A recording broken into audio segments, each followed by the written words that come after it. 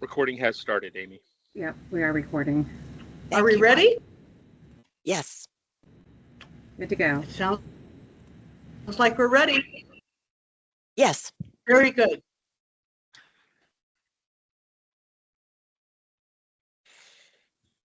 Very good. Good evening, everyone. Good evening, Vice Chair Maggie Godbold. Welcome to the meeting of the Fairfax County Park Authority Board Committee. The committee and boards meetings for January 22nd, 2025. It is 6:20 p.m. I will make the requisite motions so that we can conduct these meetings virtually. To conduct this meeting wholly electronically,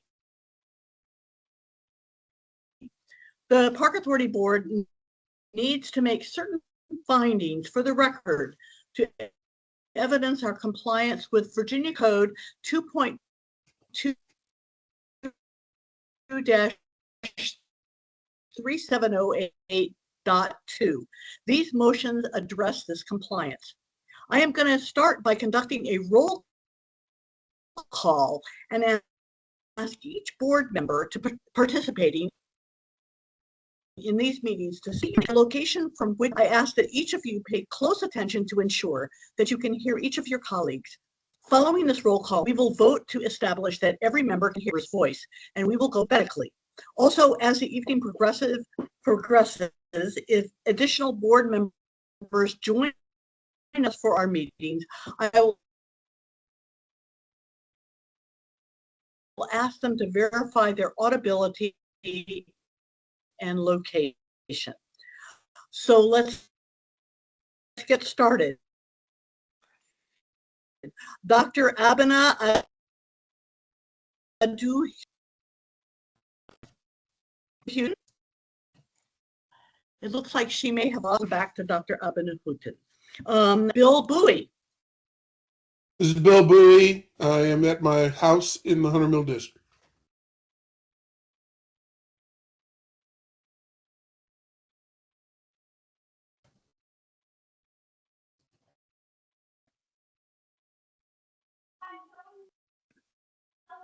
Bill? Breaking up. Hey Maggie, we can't really hear you. We can't really hear you. You're freezing. Maggie, you're breaking up. I said Bill Bowie. I'm in the Hunter Mill District. He's District. online, but I don't hear you, Bill. Okay, Maggie, can you hear us? You're breaking up. Thank you, Bill. Dr.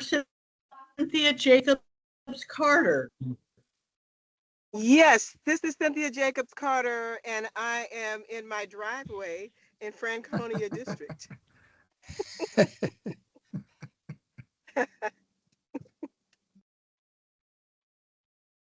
Maggie, your internet is spotty. We're gonna have to switch to somebody else. Can someone I think we're gonna have text her? to switch to Tim because we need to make sure that everybody's Okay. heard. And if she's not Okay. heard, then So, that's a hold on. Let me Let make me sure go back to, I will start again with the ones we've missed. Dr. Abena Adu-Houghton. Okay, thank Okay, you, not Bill. presently on. She's dropped off the meeting, Tim. I can hear. Okay, I'm did sorry. Dr. Carter, Vice Chair Maggie Godbold? I'm breaking up. Okay, I do anything about it. It's the Wi-Fi here. Linwood Gorham. Linwood Gorham. This is Linwood Gorham. I'm participating from my residence in the Mount Vernon District. And this is Tim Hackman. I'm participating from my residence in the Drainsville District. Faisal Khan is not on yet. Ken Quincy. Ken Quincy, participating from my residence in the Providence District. Michael Thompson. This is Mike Thompson from my home in the Springfield District. Jonah Toomey. Thank you. This is Linwood John Gorham. Toomey. I'm participating from my home in the Drainsville District. Rick Healy. Rick Keely's is not. here, but I can't participate tonight. Correct. Exactly. Okay. Sounds good. So Maggie, are you able to pick it back up again, or should I continue? Actually, Tim, this is Diane. Faisal just came on the call. Oh, okay. Faisal, we're doing the alphabetical call. We want to verify that you can hear and be heard. So Faisal Khan, from where are you participating? This is Faisal Khan. I'm participating from my residence in Providence District. Thank you. Maggie, are you able to pick it up?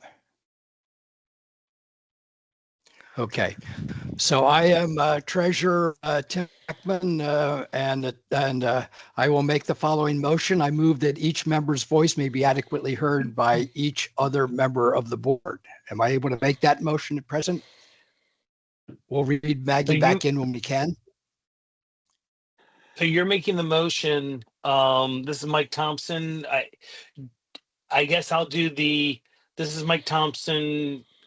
What, do you want me to do the second? What do you want me? I was going to do the second, but you need somebody to do the Maggie's. Yes, yes, if you would please ask if there's a second. Okay, this is Mike Thompson. You've heard the motion. Is there a second? Second.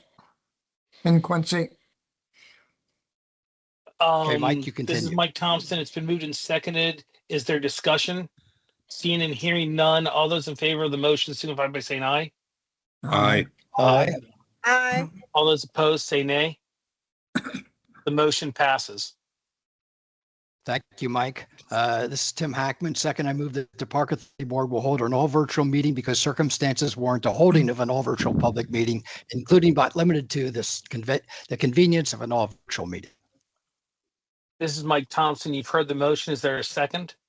Then Quincy, second. This is Mike Thompson. Is there discussion? Seeing and hearing none. All those in favor say aye. Aye. Aye. Any opposed say nay. Mr. Chairman, the motion is approved. Thank you, Mike. Third, I move that the Park Authority Board has not had more than 2 all-virtual public meetings and more than 50% of its meetings rounded up to the next whole number, whichever is greater, during the calendar year since the emergency order was lifted. Park Authority's last meeting was not an all-virtual public meeting. We need to make sure, did you ask Mike Thompson? What? Okay, This what is Mike Thompson? this is Mike Thompson. You've heard the motion. Is there a second? Then Quincy, second. This is Mike Thompson. It's been moved and seconded. Is there any discussion? Michael? Seeing and hearing none. All those in favor of the motion signify by saying aye. Aye. Aye. All those opposed say nay. Mr. Chairman, the motion passes. Thank you, Mike. If that was a question about whether Mike Thompson had been read in, he has been read. Finally, as a result, I further move that the Park Authority Board conduct this meeting electronically through a dedicated video and audio conferencing line, and that the public may access this meeting by calling 1-571-429-5982 and entering access code 266-402-881#. This is Mike Thompson. You've heard the motion. Is there a second? Then Quincy, second the motion. This is Mike Thompson. It's been moved and seconded. Is there discussion? Seeing and hearing none. All those in favor of the motion signify by saying aye. Aye. Aye. Aye. All those opposed say nay. The motion passes. Thank you, Mike. Finally, I move that that meeting of the Park Authority Board to be held this day is in conformance with this body's all virtual public meeting policy. And as such, the meeting notice indicates that the public meeting will be all virtual, and the notice stated that the method by which the Park Authority would choose to meet would not be changed unless the Park Authority Board provided a new meeting notice in accordance with VA Code Section 2.2-3707. Public access to this meeting is provided by electronic communication means that allows the public to hear all participating members of the Park Authority Board. Audio-visual technology, if available, is to allow the public to see the members of the Park Authority Board during this meeting. A phone number, email address, or other live contact information is provided to the public to alert the Park Authority Board if electronic transmission of this meeting fails for the public, and if such transmission fails, Park Authority Board will take a recess until public access is restored. A copy of the proposed agenda and all agenda packets have been made available to the public electronically. At the same time, such materials were provided or posted for the members of the Park Authority Board. and the public is afforded the opportunity to comment through electronic means, including written comments at meetings where public comment is customarily received, and are no more than 2 members of the Park Authority Board together in one physical location. This is Mike Thompson. You have heard the motion. Is there a second? Ben Quincy, second. This is Mike Thompson. Is there any discussion? Seeing and hearing none, all those in favor say aye. Aye. Aye. Aye. Any opposed, say nay. Mr. Chairman, the motion is approved. Mr. Chairman, I'd also note that I think Maggie may have rejoined and could be read in now. As well Okay, as Abena. Godbold, are you with us? And if so, would you please state so and from where you are participating? Yes, this is Maggie Godbold, and I am participating from my home, which is currently in the Providence District. I apologize, everyone. My computer setup was still in progress, apparently, but I'm back online. Thank you, Tim. And you sound terrific. So thank you very much for improving your audiovisual capabilities. So still having the gavel, now the preliminary matters are complete. We can begin the Tim. Resource Management Committee meeting, and that is Matt, I'm sorry. Tim, Abena's here as well. I believe Abena's here. Okay. Dr. Houghton, would you please care to state your name and from where you're participating? Sure. Abena Adu Houghton, joining from my residence in the Franconia district. And I apologize for some technical issues. Wonderful. Maggie, I think it is the floor for you to convene the Resource Management Committee. Thank you so much, Tim, and thank you to everybody for taking over. I really apologize. It's crazy here. Anyway, my name is Maggie Godbold. I'm the chair of the Resource Management Committee, and I'd like to call the Resource Management Committee to order. And I think Torsa Bhattacharya should introduce her team. Thank you, Maggie. Good evening, everyone. I am Torsha Bhattacharya. I'm the Division Director of Stewardship and Planning. We will have Dave Lawler, who is an ecologist in our Natural Resource Branch, to give an update about the deer survey using infrared drones. Dave? Thank you, Torsha. Can everybody hear me okay? Yes. Yes. Please let me know if that changes as we go through. So my name's Dave Lawler. I'm an ecologist with the Natural Resource Branch of the Planning and Stewardship Division. I'm going to talk about deer density surveys and why we are transitioning from infrared camera surveys to infrared drone surveys. Next slide, please.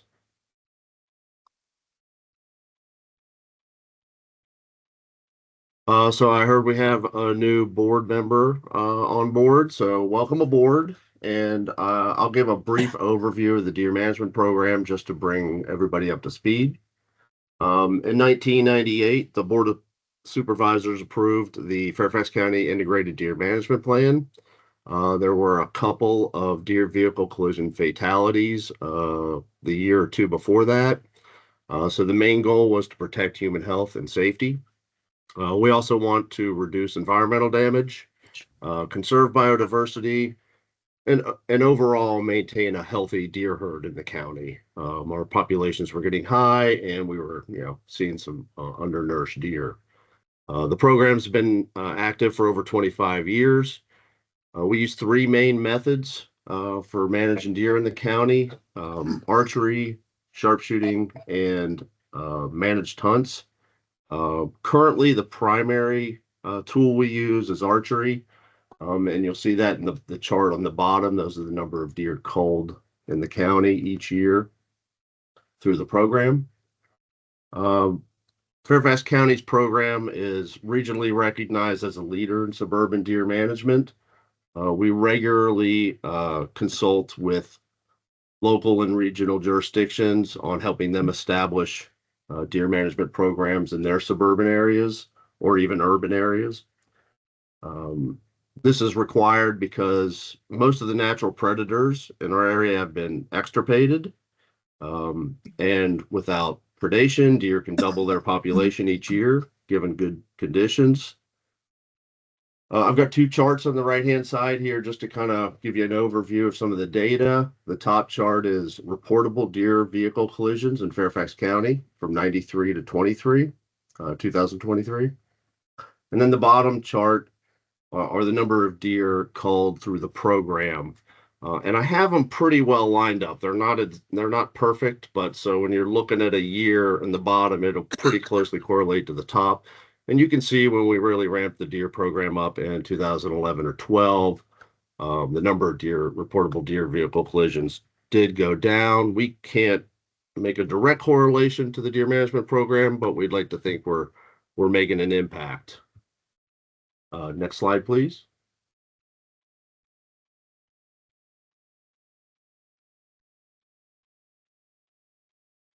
Okay, so why do we conduct deer density surveys? The main reason is to validate the program and provide empirical data to support the deer management program in case the public have questions. But also the results are used to direct management decisions on natural resource issues in the county. First and foremost, of course, the deer management program itself. Our branch has hundreds of acres of restoration projects. So we use deer management or deer densities to help us decide where the best projects should be and if we need more deer management in those areas. We also want to protect high quality forests, biodiversity, and rare resources across the county. And then finally, we use these surveys to help guide the browse impact surveys. I survey about a little over 550 browse plots across the county each once every 4 years. These deer density surveys also produce trend data for us, so we can kind of get an idea of how the populations are doing. There have been no deer density surveys conducted in the county since 2022 due to chronic wasting disease, and I'll go over that in just a second. Just real quick on the right-hand side, the picture on the bottom is a completely denuded forest caused by high deer densities. You can see there's no vegetation on the ground. There's no vegetation up to about 6 feet. We call that the browse line. There's just zero recruitment in this forest. The top picture is a park that has lower deer densities after being in the program for almost 10 years. And you can see that the forest floor is covered in oak and hickory seedlings here. So we're starting to get some tree recruitment. I certainly wouldn't call this a healthy forest, but it's a lot healthier than the one below. We should see trees of every age in the forest, not just big trees producing acorns and little seedlings. Next slide, please. So why are we transitioning to drone surveys? For over 20 years, the county staff have used infrared camera surveys to estimate deer densities in the county. And mostly in specific parks across the county. Bait is used to lure deer to the cameras. These surveys are incredibly labor intensive. They require a lot of manpower in the field and then also hours sitting in front of a computer analyzing photos. But in 2022, chronic wasting disease was confirmed in a deer in Fairfax County. That deer was harvested on private property, not within the county's program. Fairfax County is now part of a disease management area, DMA2, and this comes with some new restrictions. One of the restrictions is we are no longer allowed to bait deer for the IR camera surveys. So we need a new method for estimating deer densities to support the program. Drone surveys provide the most efficient and accurate method for estimating deer densities across large acreages. And drones also represent the latest technology available to do this. Just real quick, I would mention that in the 2024 EQAC report also suggested continuing density surveys across the county and that drones were probably one of the best options. Next slide, please. So we'll go over a few of the logistics of the drone surveys. You can see the top picture here on the right is a is a picture taken from a drone doing surveys, taken from about 200 feet above the ground, and you can see the deer stand out pretty well. So all drones will be operated by FAA licensed pilots. All drone pilots have to take a specific course and get a certification to drive or fly drones in the area. The contractors will coordinate with the FAA before each survey and make sure that they obtain all permits and approvals required. Flight plans will be cleared with the FAA to ensure there are no temporary flight restrictions. I think we all realize is probably the entire country or probably in the entire world. The drones follow a very specific predetermined flag to cover each part. The same picture on the below right, and they will pretty much sit right over the parkland. The contractors will actually put in public safety dispatch. Is anybody else having a hard time hearing Dave? Yes. Hold on, Dave. We're having a hard time picking you up. Yeah, your audio went bad. Off my camera. Try turning off your Let me start. camera. Yeah. You want me to start this slide over or go back to the last slide? No, it's good. Yeah. Okay. Go ahead. Go ahead and start That's from good. where you were. The predetermined. I think it was a predetermined flight plan. Okay, yeah. So drones will follow a predetermined flight plan to cover each park, as seen in the picture on the bottom right. The contractors will advise the police department and public safety dispatch before all surveys will be flown. And then the surveys will be announced through the park authority as well to let the public know what we're doing. Next slide, please. Dave, before you continue on that slide, you talked about notifying police. I think there's a requirement. The FAA has a requirement. You have to have a law enforcement officer ensure the presence of a law enforcement officer when the drone is being operated. That's the way I interpret it. Within 7 miles of National Airport. Dave, I muted you if you're talking because there was an echo, so you have to unmute yourself. Can you now? Can you hear me? Yes. That is correct. Now we If we're within 7 miles of National Airport, that's a very restricted fly zone. So all of our parks are going to be outside of that, or they will have to obtain special permission. But I believe all of ours are outside of the 7 miles. And that's one of the reasons we picked the parks that we did. So we picked 24 parks, Got it. a little over 9,000 total acres, based on the location, size, and proximity to each other, to help out with the logistics for the contractor. The contractor will program the flight path for each park using GIS software on the drones, and the surveys will primarily be conducted at night.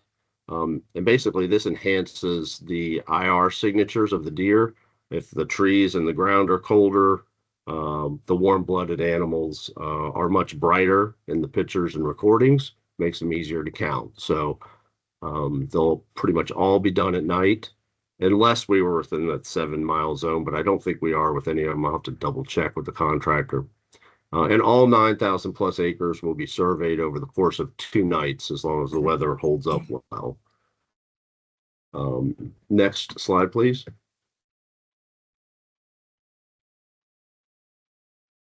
So a few details about the drones themselves. All the drones used for these surveys are very small. The largest is 32 inches by 32 inches, and the smallest is 18 inches by 18 inches, which are basically your hairy homeowner type drones. They will follow a very specific flight path over parkland almost exclusively. They will not hover over houses. They will rarely, if ever, fly over private property. They might be on the boundaries at times. They're going to fly about 200 feet from the ground, above the ground, while they're doing the surveys. And the contractor we have selected has over 10 years of experience using IR drones for these surveys. And that's the most experience we found out of all the contractors out there. And then finally, the contractor we hired just completed the IR drone deer density surveys for Arlington County in 2021. So they just finished doing our neighbor's property. Next slide, please. And that's all I have. Are there any questions?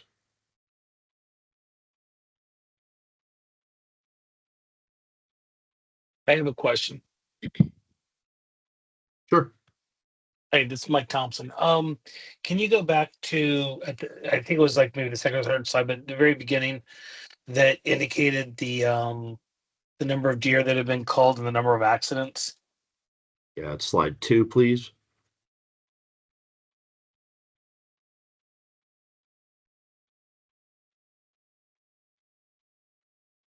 Yes, sir. On this slide, I think this program, just by virtue of background, back when I had first joined the board, this program was somewhat controversial.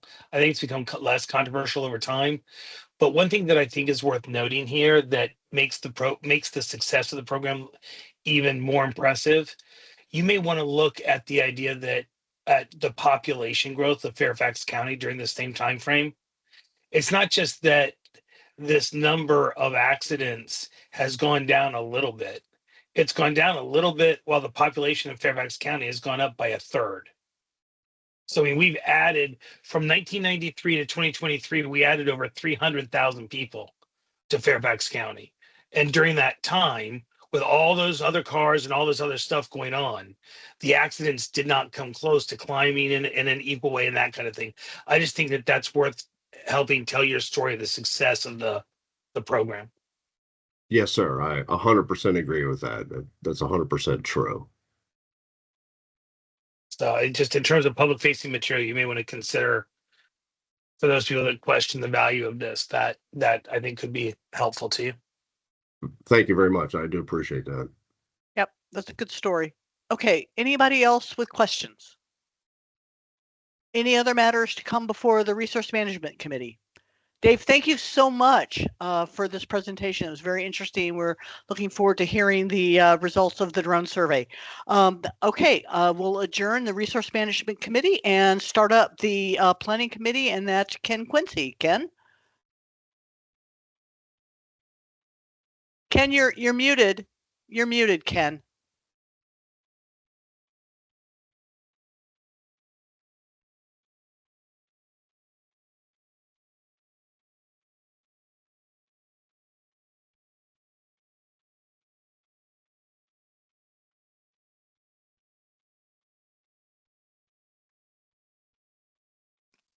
And on my Teams window, the unmute button or the mic button is to the left of the big red leave button on near the top. Yeah, that's where it is for me too, Tim.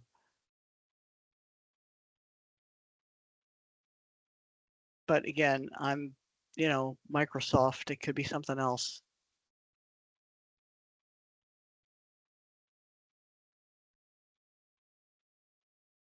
I can. Maggie, do we have a vice chair that could? Good question. Hold on a second. Hold on. Sometimes the host can unmute. Yeah, Linwood is the vice chair of this committee. Yeah, Linwood, Yeah, do you want to go ahead and take order this one? Thank you. Sure. Please do. Sure. I'd like to call the, I'm sorry, I already went to the next page. Planning The Development. Planning and Development Committee to order. And in doing so, I'd like to turn it over to Torsia to talk about the strategies for the next bond. Thank you, Torsia. Floor is yours. If I can cut in for just a second. I'm sorry, this is Diane. It looks like Ken came out of the meeting. And I've just admitted him back in. Ken, can everybody hear you? Can you hear everybody? I never saw Ken leave the meeting. So yeah, I had to readmit him. Okay, I think what we should do is move on though with Torsia and keep going because we're late. So let's keep going. Good evening once again, everyone. I'm Torsha Bhattacharya, Division Director for the Stewardship and Planning Division. Dan, are we going with the needs assessment first? Okay.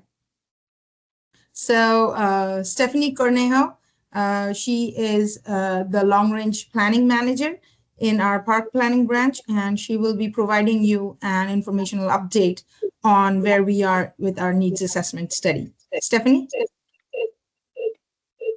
Hello, my name is Stephanie Cornejo. As Torsha mentioned, I'm the Long Range Planning Section Supervisor. I'm delighted to update you with an information on the 2026 needs assessment.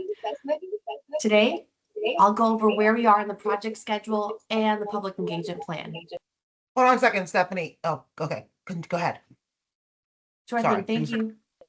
As we go to the next slide, with that said, I'm hearing an echo. Okay. Yeah, Ken, you have to keep your microphone muted because for some reason when you unmute, it starts to echo. Thank you. As we That goes for everybody. As we go to the next slide, just focus on the project schedule. We initiated work on our next needs assessment, which will be used to evaluate our community needs for park and recreation services. This project will assess public feedback as well as recreation trends and determine how those findings impact our existing and projected level of service to support improved park access and recreation priorities across the county. The project is anticipated to occur over 12 to 14 months with completion in winter 2025, so later this year or spring 2026.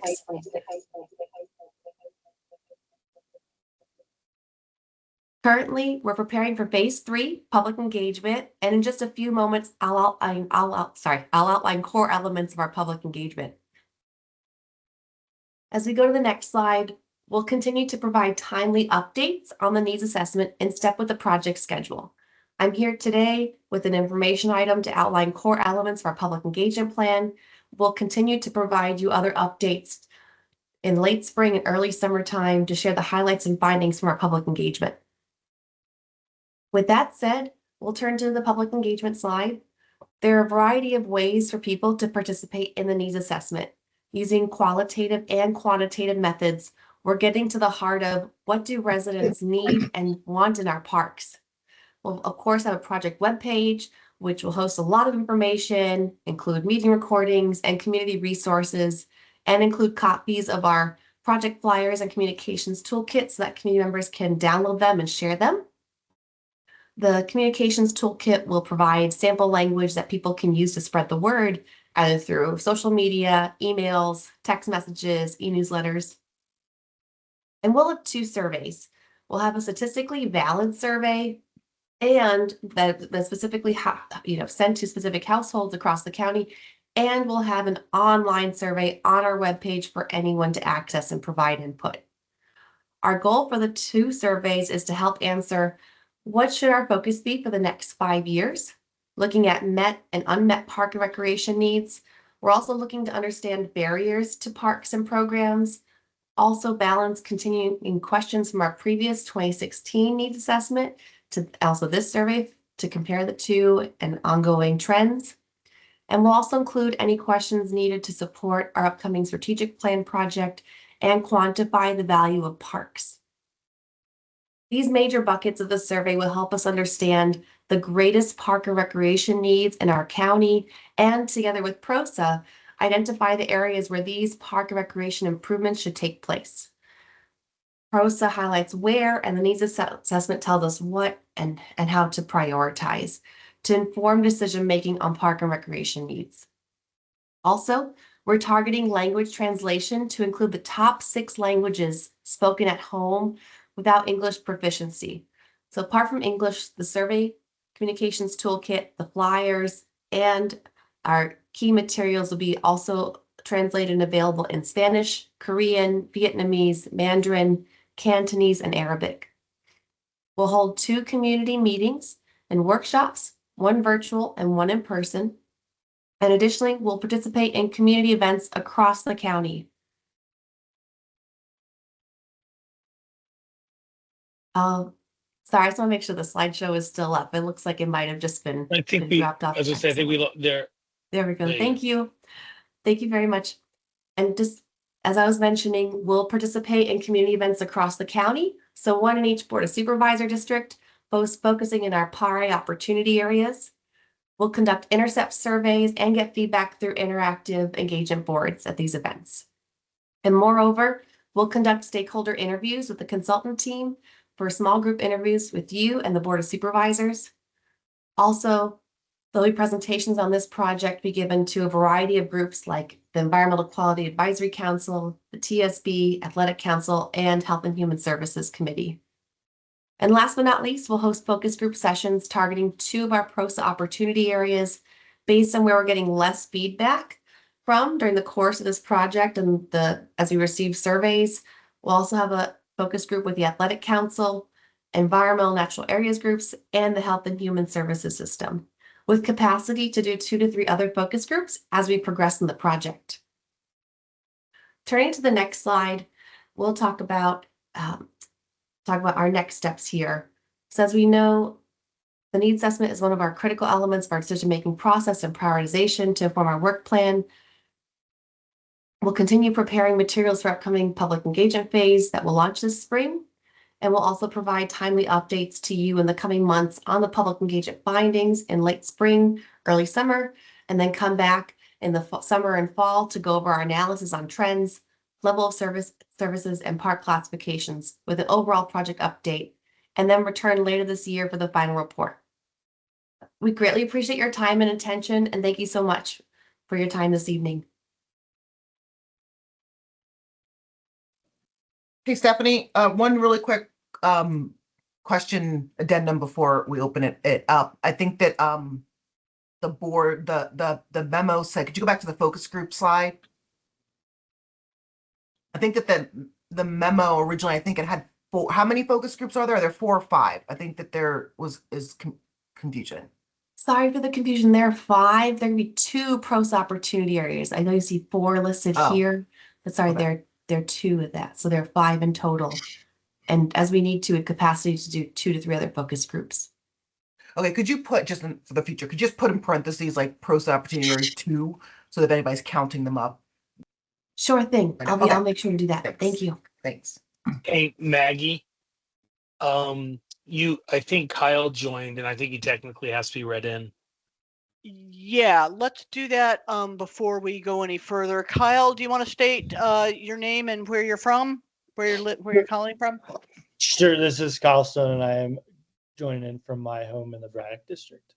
All right, thank you so much, Kyle. Let's see, Linwood, you're still the chair of the committee. Do you want to keep going? Yeah. Can anybody hear me? Yeah, so let me flip it over to Ken. Ken seems to have gotten his audio issues straightened out. Very good. Okay. All right. Sorry about that.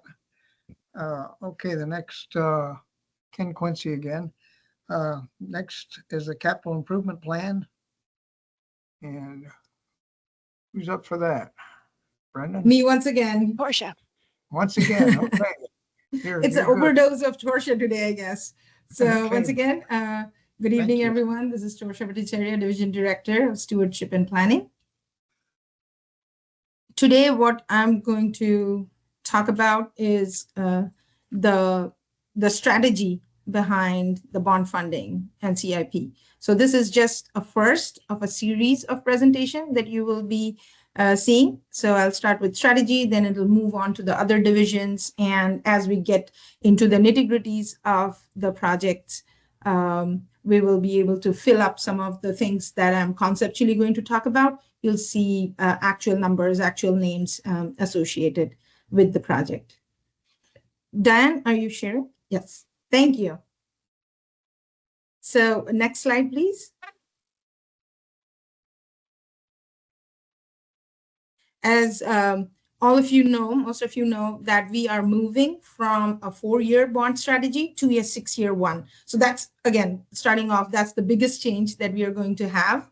But also in accordance with that change, we are looking at this bond project in process in a more holistic pattern, because this change allows us to kind of revisit how we were prioritizing processes and projects at the Park Authority. Previously, what we were doing is focusing on a very comprehensive conditions assessment, looking at facilities and going by what needed to be addressed first. That was the major lens that we were going with.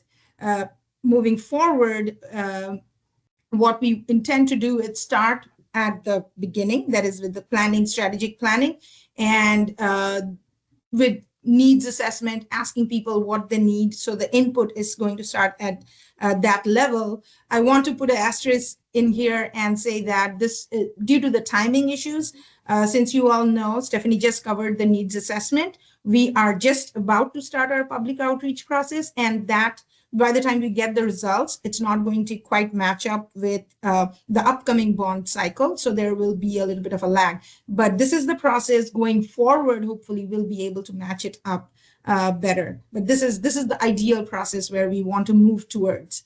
In the previous strategy that we are exiting out of, I guess, so it was priorities were primarily based on external requests that we receive, political pressures. A lot of external factors tend to move our projects in and out of in this 4-year cycle. Here, we are hoping that we'll develop a quantifiable prioritization process, which will be, again, very transparent.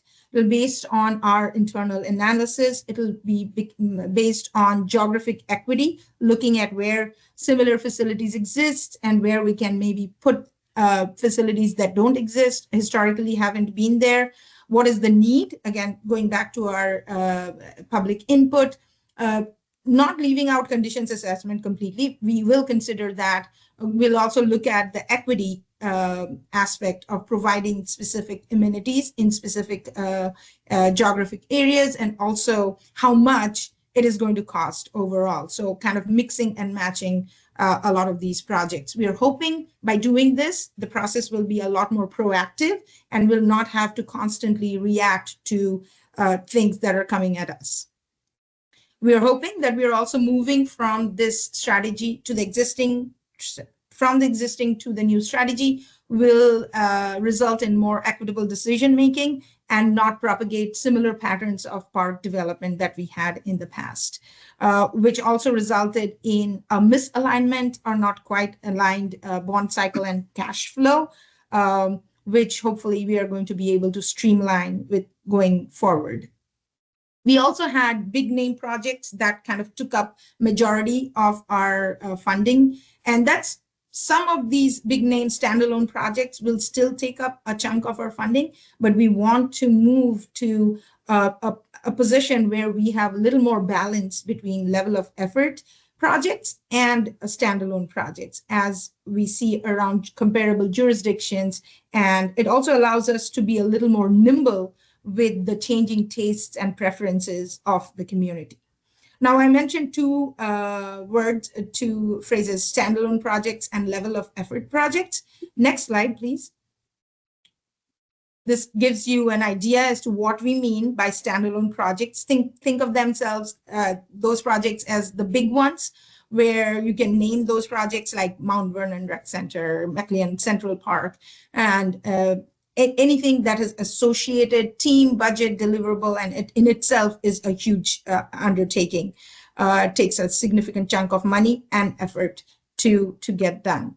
Whereas the standalone, the level of efforts that's in the next slide, those projects are grouped projects. So they're mostly the type of projects that you can talk about, like playgrounds or trails, irrigation system, building shelters. Those are kind of grouped into certain types. So you might not pick each of them out by name, but usually they are all required to be done and part of this whole services that we as Park Authority provide to the residents here.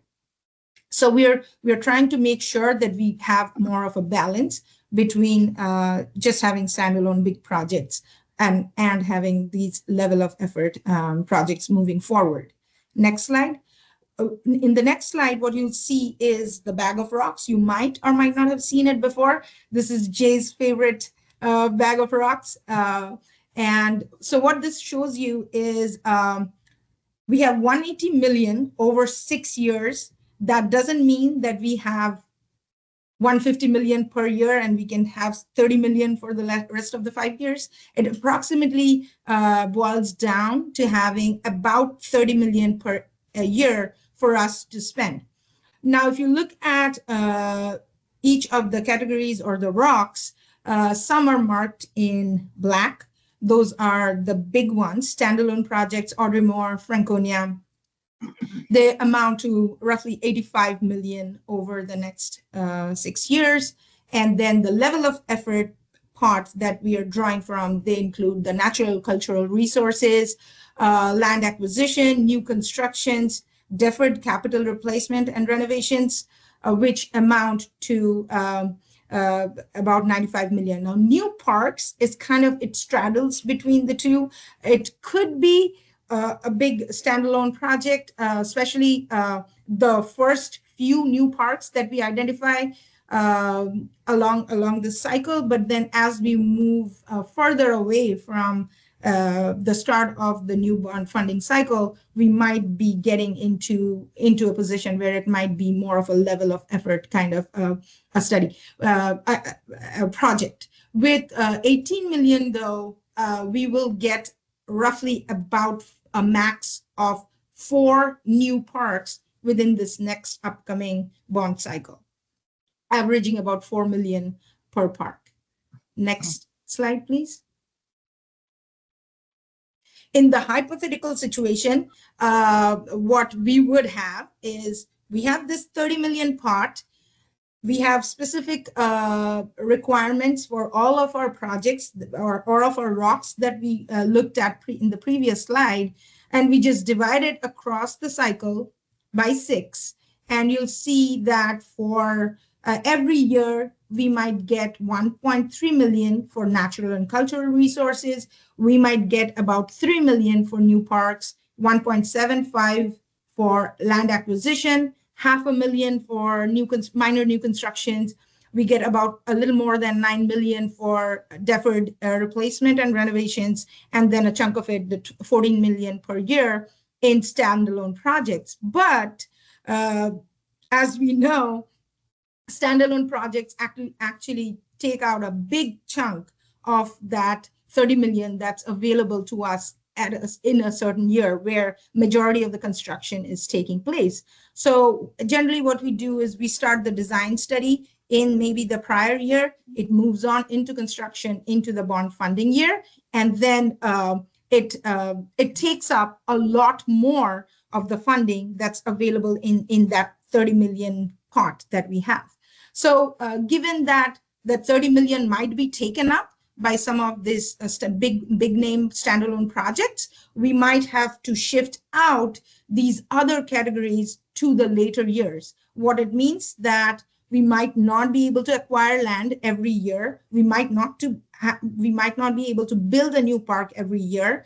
And we will still have this pipeline of projects that we need to build, but we have to stagger them. It's almost like playing with a puzzle piece. So we have this set shape that's 30 million, and we are trying to squeeze in as many projects depending on, again, funding our standalone project and then fitting in whatever is left, and it will change over time, over the years. And in the next slide, I have a quick video to kind of give you a rough idea as to what I'm talking about here in terms of standalone versus level of effort over the years. Kyle, you have a question? Yeah, I know this is 6 year, 180 million divided by 6 years. That's the 30 million. Have we been given any indication by the county budget office what they think this will look like in practice? Yeah, so it's looking like it's correct me if I'm wrong, Mike, 30 million? What our cash flow go up to starting in 2026? That's correct. It'll go up to 30 million in 2 years. That's correct. This is Michael Peter. Okay, so this will look something like the real thing then. They're saying they're gonna give us 30 million a year for 6 years. I'll go into the next slide that Yeah, might let's get to the answer a next. little bit of the question, because there Okay. is the reality of fitting in those big budget items. So, No, I understand that, but they've in the past changed year to year what they are actually allowing us to spend. But what it sounds like that's at least going to be consistent year to year. And what will change is how we fit everything together. Okay, so we're gonna continue this down the road when we get into the practicality. This is gonna morph sort of from Torsia running point, because we're talking about planning into sort of the practical aspect. So for planning purposes, you take the 6 years, you divide 180 by 6, and you get 30 million every year. That's the cash flow, right? That math works, right? 180 times, okay, that's the cash flow. We get, and Mike, please jump in when I start to not be truthful. Every year when we get closer to that year, DMB has an idea of how much projects have slipped, because our cash flow that we're allotted is a portion of the total amount of cash flow that the county can spend that year for 2 years. Yep. So a safety building can slip project. I'm just picking one of the biggest projects can slip, and there might be more freeboard for cash flow. And so we're not getting into the specifics yet, but like we're going to have a lot more we've already sort of gotten approval, I guess, for a higher cash flow for this next year, Mike. What's our cash flow for the next year? Because we've set up a bunch of projects that we have to do. Yeah, we moved from an official bond cash flow from 25 to 27 and then 30 million. And then there are a couple of other tools that they're bringing in to help us meet what those needs are. The projection right now is very simply, Jay, as you pointed out, 180 million divided by 6 years, just as a baseline projection. But having a seat at that table, that's what Jay and Torsia are setting up here, so we can identify what are those years where we may need more, or we can slot in if there are other opportunities there. Got it. What the shift here is, and this is a little bit more technical, the shift is we used to sort of just plan for projects and expect them to give us cash flow to mark the project, and then that kind of got us with this, with DMV. So now we're planning for the cash flow, providing more projects and saying, when you have freeboard, we can spend that money. And then when they give it to us, then we pop it up. So it's much more coordinated, and they have a better understanding of what we're trying to do. And they're actually fitting us into the broader CIP plan for the county rather than treating us as an afterthought. We got, thank you for that question. Give me a second. I'm finding it. Okay. We still have a flat cash flow, which is a problem that Torsia's going to go into. So what we're doing, this is a step forward from the previous thing where we are coordinating, and we're getting, I think that this CIP cycle and the way that we're doing things is going to allow them to better understand us. I would assume FY 29-30, around there, before the first time that they show the cash flow for the next 2032 bond cycle, we need to be looking like a jack-o'-lantern teeth, right? We need to be actually getting cash flow in years, because Torsia's going to explain that we have in FY 28, we still have a $30 million cash flow, but we have to pay for Mount Vernon, not for Mount Vernon, for Audrey Moore. We have to pay for Audrey Moore. So we're not using CIP for that. We're using CIP assistance that we've been banking every year from them. Where in reality, what we really just need is the cash flow in 2028. And then it goes back down to normal. And then it goes back up when we have the big projects and go back down. So we're not begging to get that. Okay. Sorry. Go ahead, Torsia. No, thank you for that. Dan, if you can click on the video, it should get it running. I've got a question also. Oh, go ahead. So far in the two presentations, I haven't seen, maybe I just missed it, like consideration for past projects, we have a somewhat unique situation right now where we went through COVID and experienced significant inflation, which kind of priced some of our previously designated bond projects out. And there's one at least in my district that's near and dear to my heart, has a diversity element to it and stuff like that, that just remains partially funded, that will need more money to get it done. It's pretty much a shovel project at this point. So I hope that those elements of past prioritizations, although wouldn't have to totally rule the day, but at least would be considered. And I just didn't see that in these presentations. So again, I just hope that they would Let me be jump considered. in. So we're going would to start talking about them in a second. So the big answer is it's going to have to compete. There's no partial projects anymore. And so the reason I say that, kind of Tortia's first slide that talked about, we are in no man's land in CIP right now. We had a 4-year CIP that ended a year ago. And from 24 to 26, we have to use what's left in our CIP. So we're going to be everything we populate from now till 26 is to spend down the 2020 bond dollars with new projects. So we're in no man's land. Part of the thing that we were talking about with Kyle earlier about working with DMB, part of the issue was the banking thing. We can't bank anymore. There's no project that is partially funded because that's not the way that this works. It's not money in different pots. It's one whole thing.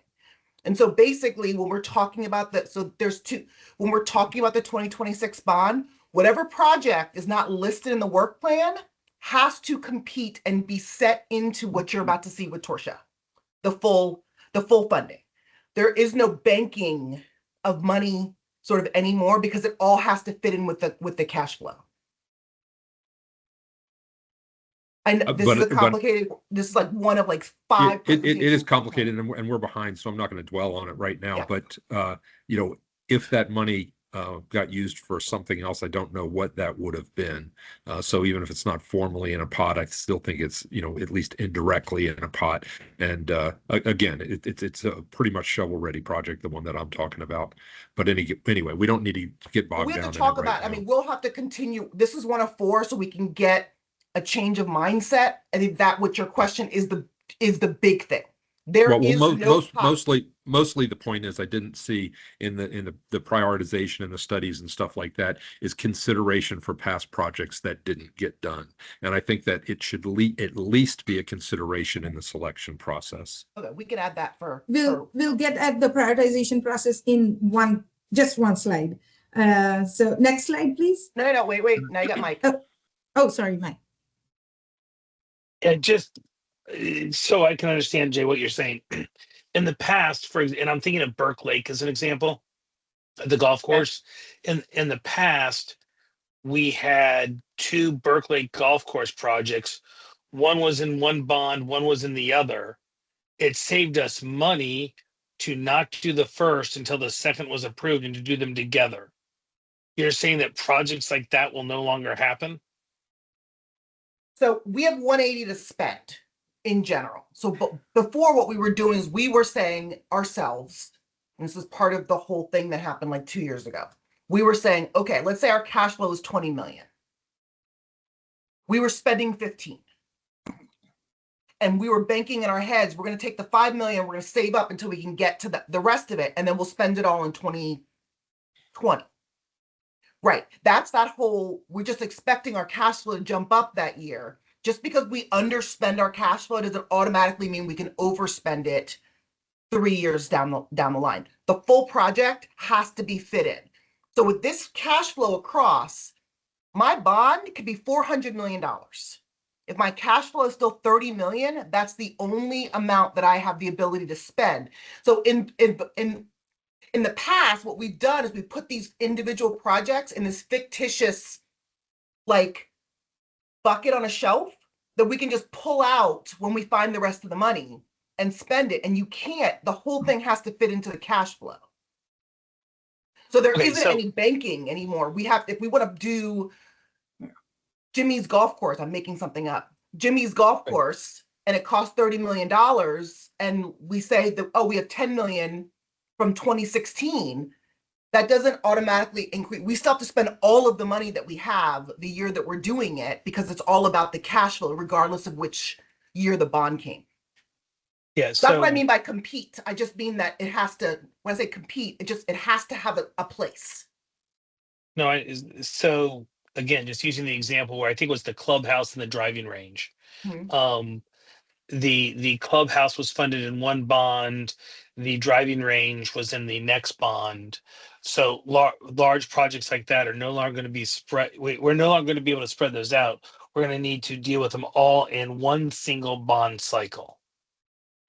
Well, that's what Or we're we going to can end pick up and there. choose. Sorry, go ahead, Torsia. Go ahead. No, I was going to say that this allows us to maximize the $30 million funding that we have available and get into project readiness. If a project is not ready, we have to move it behind and then get in another project that might be more ready, but which is within our priority listing. But it allows us to maximize. We can't say for this year we are spending only 25 and then maybe next year we are going to do 35. So making sure that we have accounted for all 30 that's available to us. So let me take Mike's question and like break it down a little bit. So let's say we didn't go from a 4-year to a 6-year CIP. Okay, we would have in leftover CIP, let's just say $50 million or $60 million from 2020, starting out the 2024 bond. The cash flow doesn't care which year you're spending. So if we're sitting here preparing for a CIP, we might not even be spending or be able to do those projects until 5 years out, because we're still spending the 2020 dollars. And then we go again and eventually we're going to be behind enough where we're preparing for a CIP that's 15 years away, because we still haven't done all of the previous CIP. Now, because we have that 2-year gap of moving from a 4 to a 6-year CIP, right now, we're literally in no man's land. We're not in 2020 CIP. That was a 4-year CIP. It ended in 2024. So these next 2 years, all of the money we're spending in CIP is money that we didn't spend of the 2020 bond, because that's the only thing that we have available to spend. Right, but in the past there were times where, and Bill, I'll step out of the way. I mean, you'll remember the more detail, but where we would be 2 or 3 bonds. We would be 2 or 3 bond cycles out. I mean, there would be money and bond projects from 2 cycles or 3 cycles ago we were still dealing with. I mean, my point is, right, if I understand correctly, we're now saying all projects are going to be dealt with during this time frame, and anything not done during that time frame for whatever reason, inflation goes up, makes it more expensive, the property didn't come through, whatever, it all resets for the next bond. It all resets. However, yes, but I'll give a caveat. If we didn't spend it, we will populate 180. If something slips and for some reason we're not able to do it and we don't spend 180 for whatever reason, we still have the bond. And if in a first year or the second year, we're able to increase our cash flow 1 year, then we can spend it on a project. Now, if we spend 180 on less projects than we anticipated, then yes, we're resetting for the next year. Now, to Linwood's point, that doesn't mean the projects that we wanted to do the previous year shouldn't be considered for the next bond cycle. They're just not automatic, because otherwise we continue, because our needs change as we go. And if it's still a need, it should be put into the CIP. Let's let Torsia continue. Maybe some of these questions will be answered in her presentation. Bill has his hand Bill up. Bowie's had his hand up for a while. Yeah. All right, Bill. Hello, Ken. So this is a lot of stuff. So we're in no man's land right now. That's what you're saying. And how long do we think it's going to take us to close out what we've currently got in the funnel for CIP? What's the next meeting? What's that gonna look like? 1. Number 2, is the 180 set in stone? So the 180 right now, okay, so backwards first, the first question first, that's coming in the next one. This is the first CIP strategy. We're going to get to the allocation and the work plan. I think, is it next? Amy, which date are we going with that? Or Portia? February. Feb 26. Yes, February. Yes, 26. that's the next CIP, is talking specifically about the population of the next 2 years. The second question is, sorry, go ahead. No, also I was saying that if you look at the light green and light blue bars, you'll see that they're kind of drawing down over the years. Again, this is just an example, but they'll be drawing down over the years, some even flowing lightly into the next bond cycle. And the 180 right now, we asked for 220. So when I asked for this bond cycle, we asked for 220. They gave us 180. So right now, I think the 180 is, I mean, we'll continue to talk about our need and we'll continue to talk about that. But from right now, from DMB's perspective, Mike, jump in. I believe the 180 at this juncture is set in stone. This is Mike Peter. That's absolutely correct, Jay, that's the planning factor that is being assumed right now, is that 180. And Bill, to answer your question earlier, we have legally essentially 10 years to be able to spend bond, but what you see here with what Torsia and Jay have been putting together is working to spend those bonds out before the next bond cycle comes up. So you see it sort of tapering down there, and you'll hear more in Torsia's part 2 in the next board meeting. Okay. What would be okay, so it's 180. 180 is the placeholder that I call it right now, because until they put it out for public consumption and until we start doing something, we're planning on 180. Correct? Okay. The other thing would be, has this ruled out the possibility of any out of cycle bond opportunities that we may have? I think, or has there been any discussion of that? Because that's happened in the past. There has not been any discussion of that. Okay. And the effect of what that would be on this.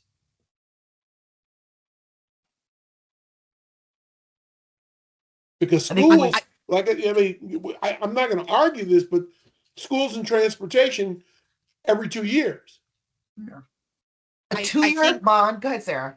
I think that, we continue, every time we do a CIP presentation, we continue to advocate for additional funding for rec centers, whether it's an off-cycle bond or more funding within this bond. But we're not getting any traction on that. But that is one of the key points that we make every time we do a presentation to DMB and the county executive. Okay. Okay. Now Torsia. Okay. So next slide.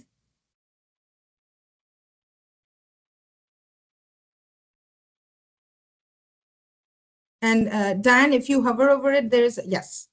So you'll see that this is the same slide that we have previously.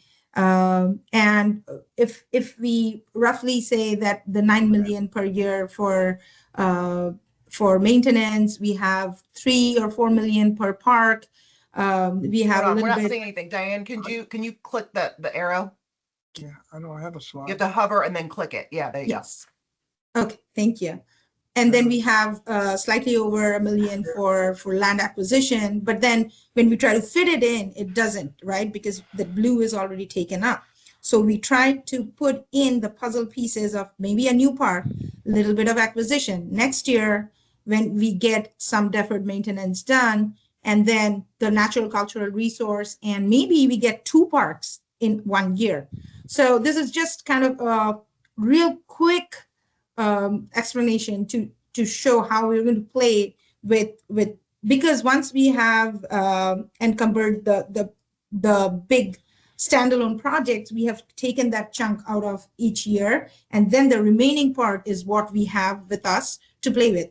The closer it is to the current year, the more perfect the forecasting or the budgeting is going to be, the further out it is from the current year, again, the more of an estimate is what you will see. So we are trying to make sure that we are planning, the design work starts right before the bond cycle starts. So the cost actually reflects the actual cost over the next how many ever years that big standalone project is going to happen.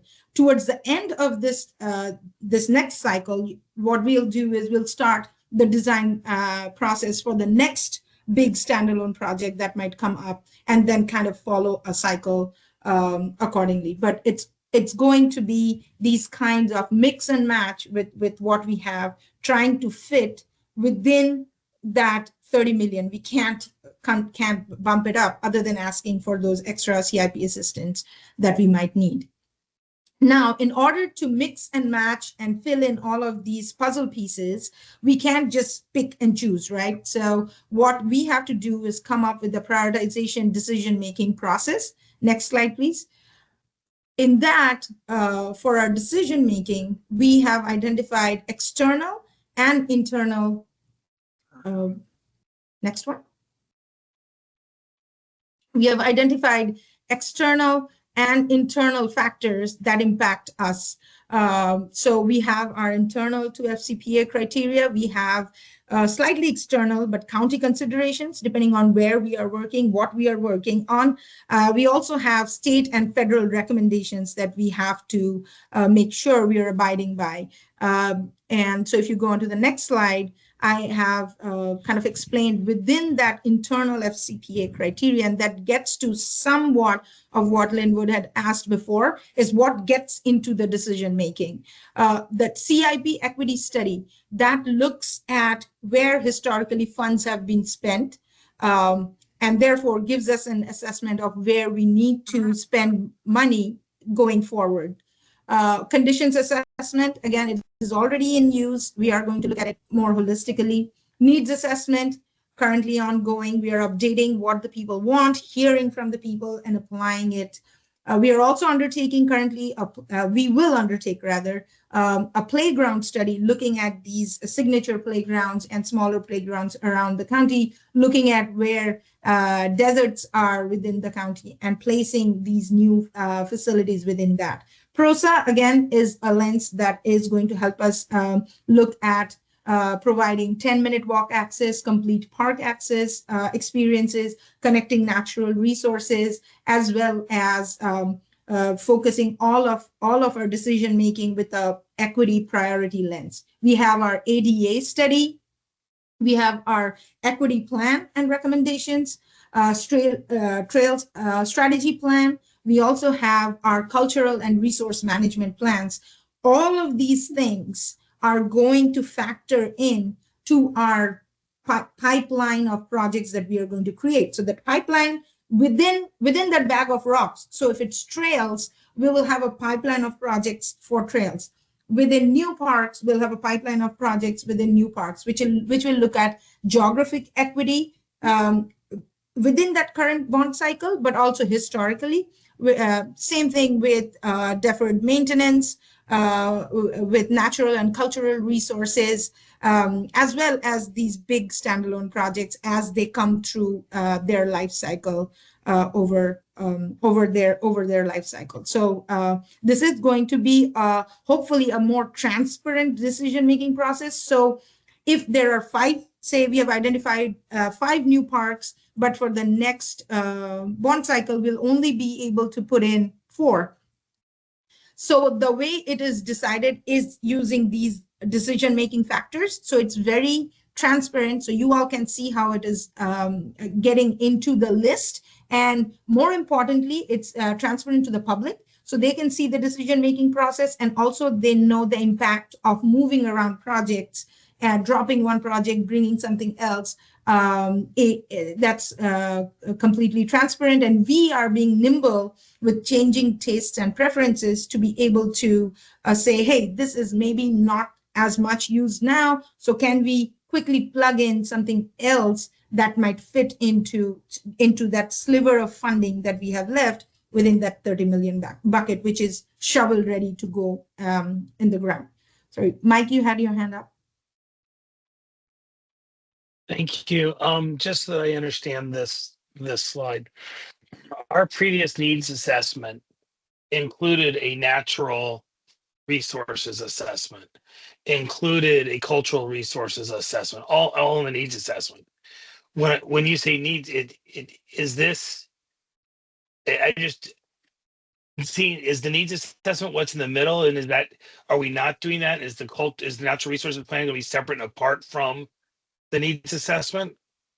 Yes. So in this needs assessment, we are not integrating the cultural and resource assessments. Now we have the resource management plans for natural resource and cultural resources. That is something that's going to help us guide in our decision making. For this current needs assessment, looking at the natural and cultural resources is not part of that.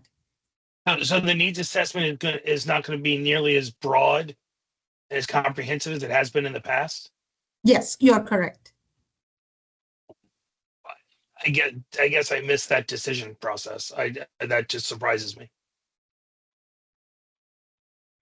Well, is it because doing so would be duplicative of the natural and cultural resources plan? Or are we not? Okay, so it's not that we're not considering it. We're just not considering it the same way we did before. We got okay. Correct. So if you want to take the strategic, sorry, go ahead, Sarah. So in the last needs assessment, the goal with the research that was done was to benchmark our funding allocations for natural and cultural resources so that we could use that data to advocate for additional resources. So it wasn't telling us where we needed to spend our money. It was really benchmarking us against other agencies to determine how much money we should be spending in those areas. So since that time, obviously we've advocated and been successful in increasing the number of resources that are going, especially to natural resources. Now there's an assessment process where they are assessing the land and determining where we should be spending our bond dollars. Right. Those are those studies that we broke the county into four areas and doing those assessments. Okay. So we're getting that same information just in a different way. Okay. It's almost like PROSA, right? So PROSA and the Natural and Cultural Resource Plan, these plans tells you where things need to be done, where things are missing. Needs assessment tells what folks need. And then we'll have the strategic plan that will tell us the how, the implementation part of it, things. So this is just part of that bigger puzzle. And so so this is going to create the pipeline of projects whereby it becomes easier for us to make sure there's geographic equity across, as well as in terms of time, there is time equity as to when we are doing projects, type of projects are spread around equitably across the county. Next slide, please. Actually, I'm sorry, can I just jump in with a quick question? Oh, yes, go ahead. All right, and I think Linwood's got one too. So I didn't quite understand. So the natural resources, are you saying that the last needs assessment sort of assessed the needs for natural resources? And so now our natural resources, I think, plan is being guided by those needs that we identified in the last one? Is that why we're not including the natural resources in this needs assessment? No, the natural resource assessment is being done in its own way. So John Burke and his team have broken the county up into 4 sections, and they are going through and surveying in great detail what we have, what we need to do in each of the 4 areas of the county. Right. That is what you can consider the natural resources needs assessment for the sake of the funnel on the previous slide. But we're not asking the public about it, so we're not getting. No, I don't know that. Not this round. Public can have not their in this input round. when we're talking about the projects.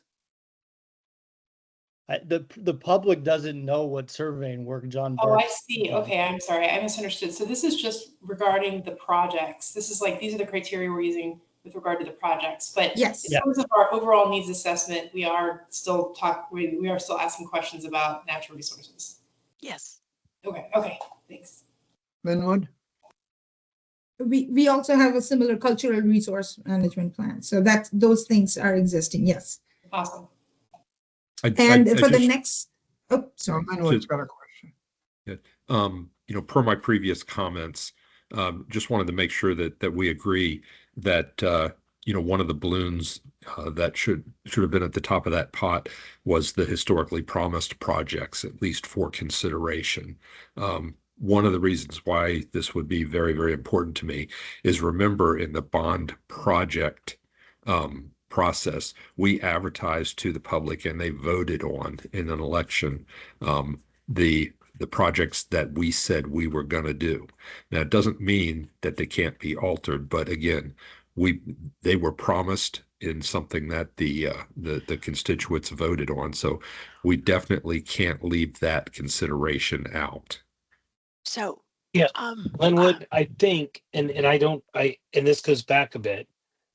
I actually think that what the public voted on was amounts into specific categories. Correct. And not projects. Exactly. And that was specifically because in the past, when the county had done bonds and had done specific projects, those were the only projects the money could be spent on. But the park authority, but if you switched. dug into it, there were those amounts were attached to specific projects.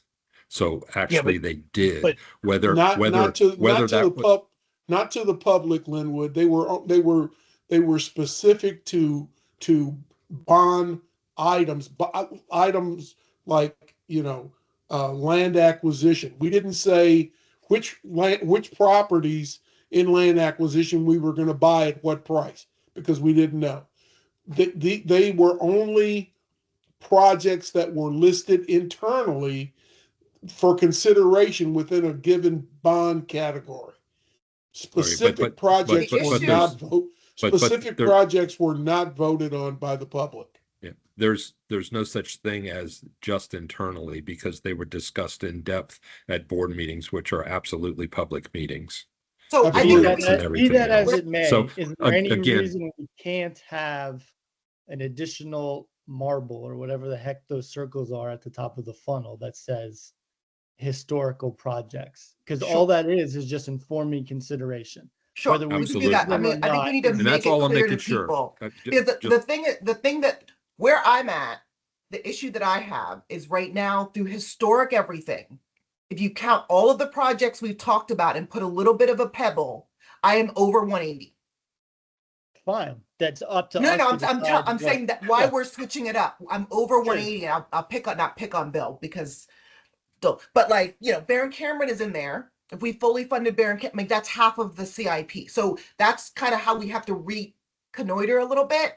Sure. To say what are we actually building this But year? that's incumbent on the board to make those decisions of what adds up to the 180. Right. So if the funnel at the top is more than 180, that's fine. It's then our responsibility to trim that down and say yes to this and no to that. I mean, so Yes. that is what it is. Okay, next up is me. So sorry, were there other questions? Okay. Okay, Torsi. so Oh, no, go ahead. don't end it. Don't end it. Okay, so believe it or not, this is one of like many CIP presentations that we're going to be going into strategy leading into the 2026 bond.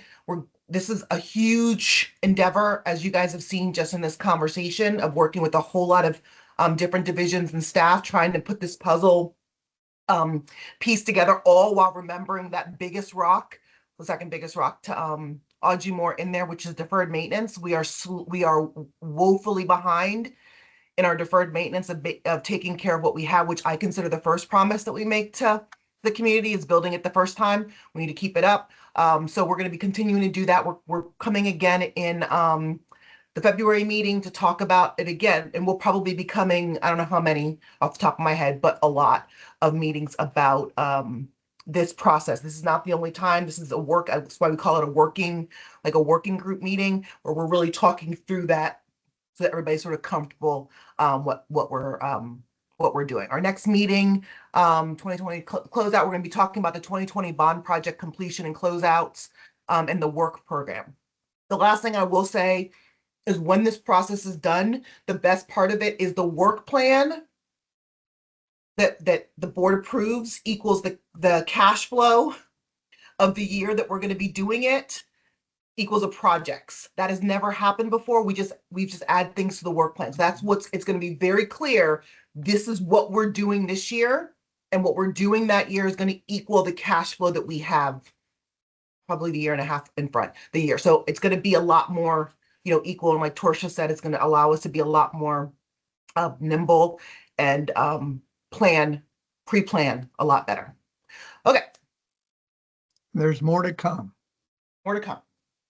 Okay. Thank you all so much. Thank you, Torsia. Torsia, thank you.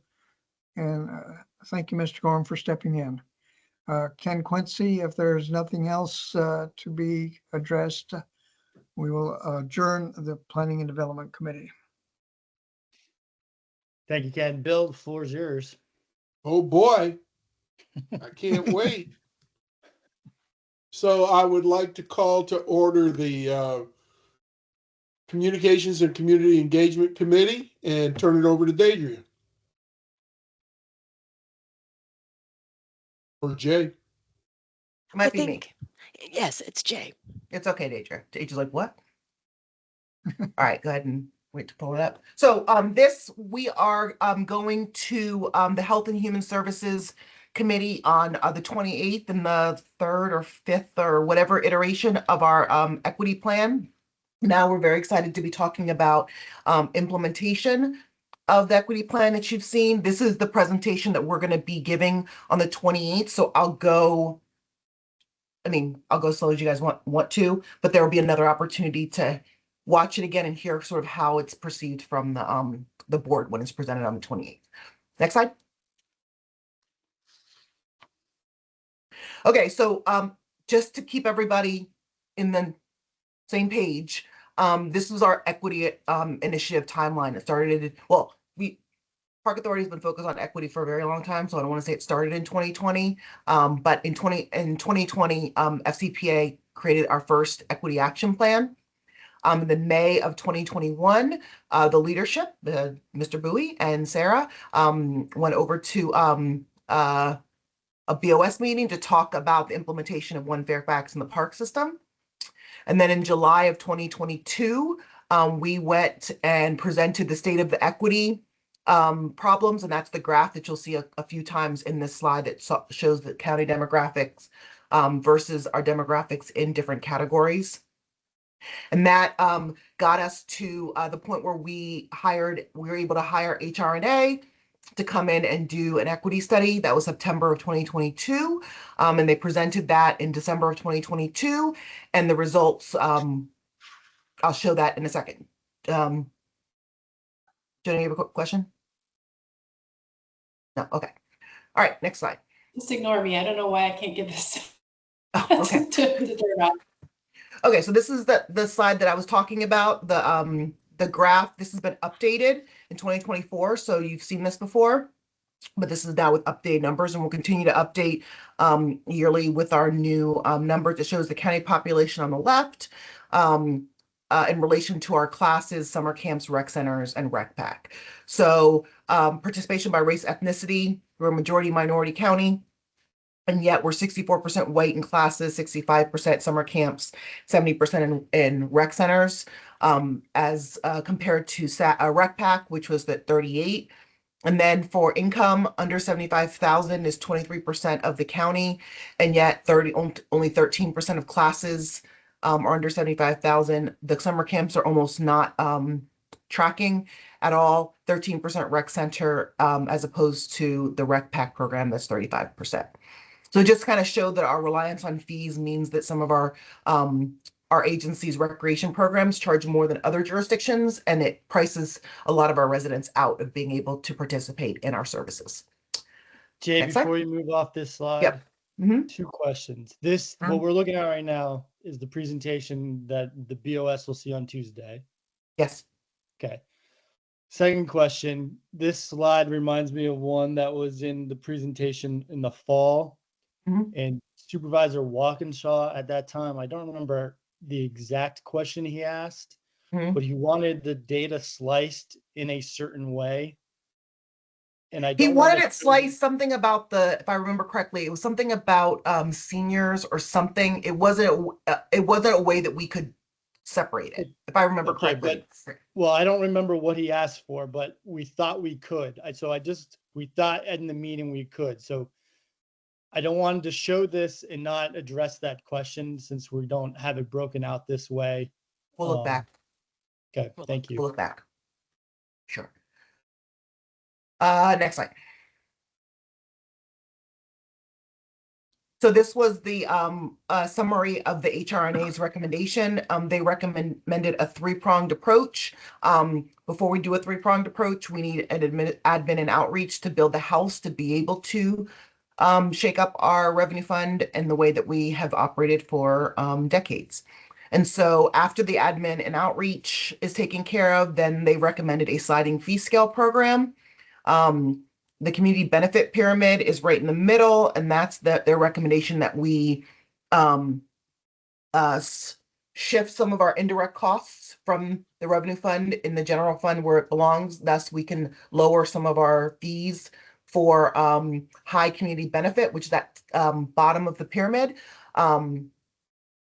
to lower fees there. And then flexible vouchers, because really what we're talking about in these three are 4 categories: rec center memberships, swim classes, camps, and programs.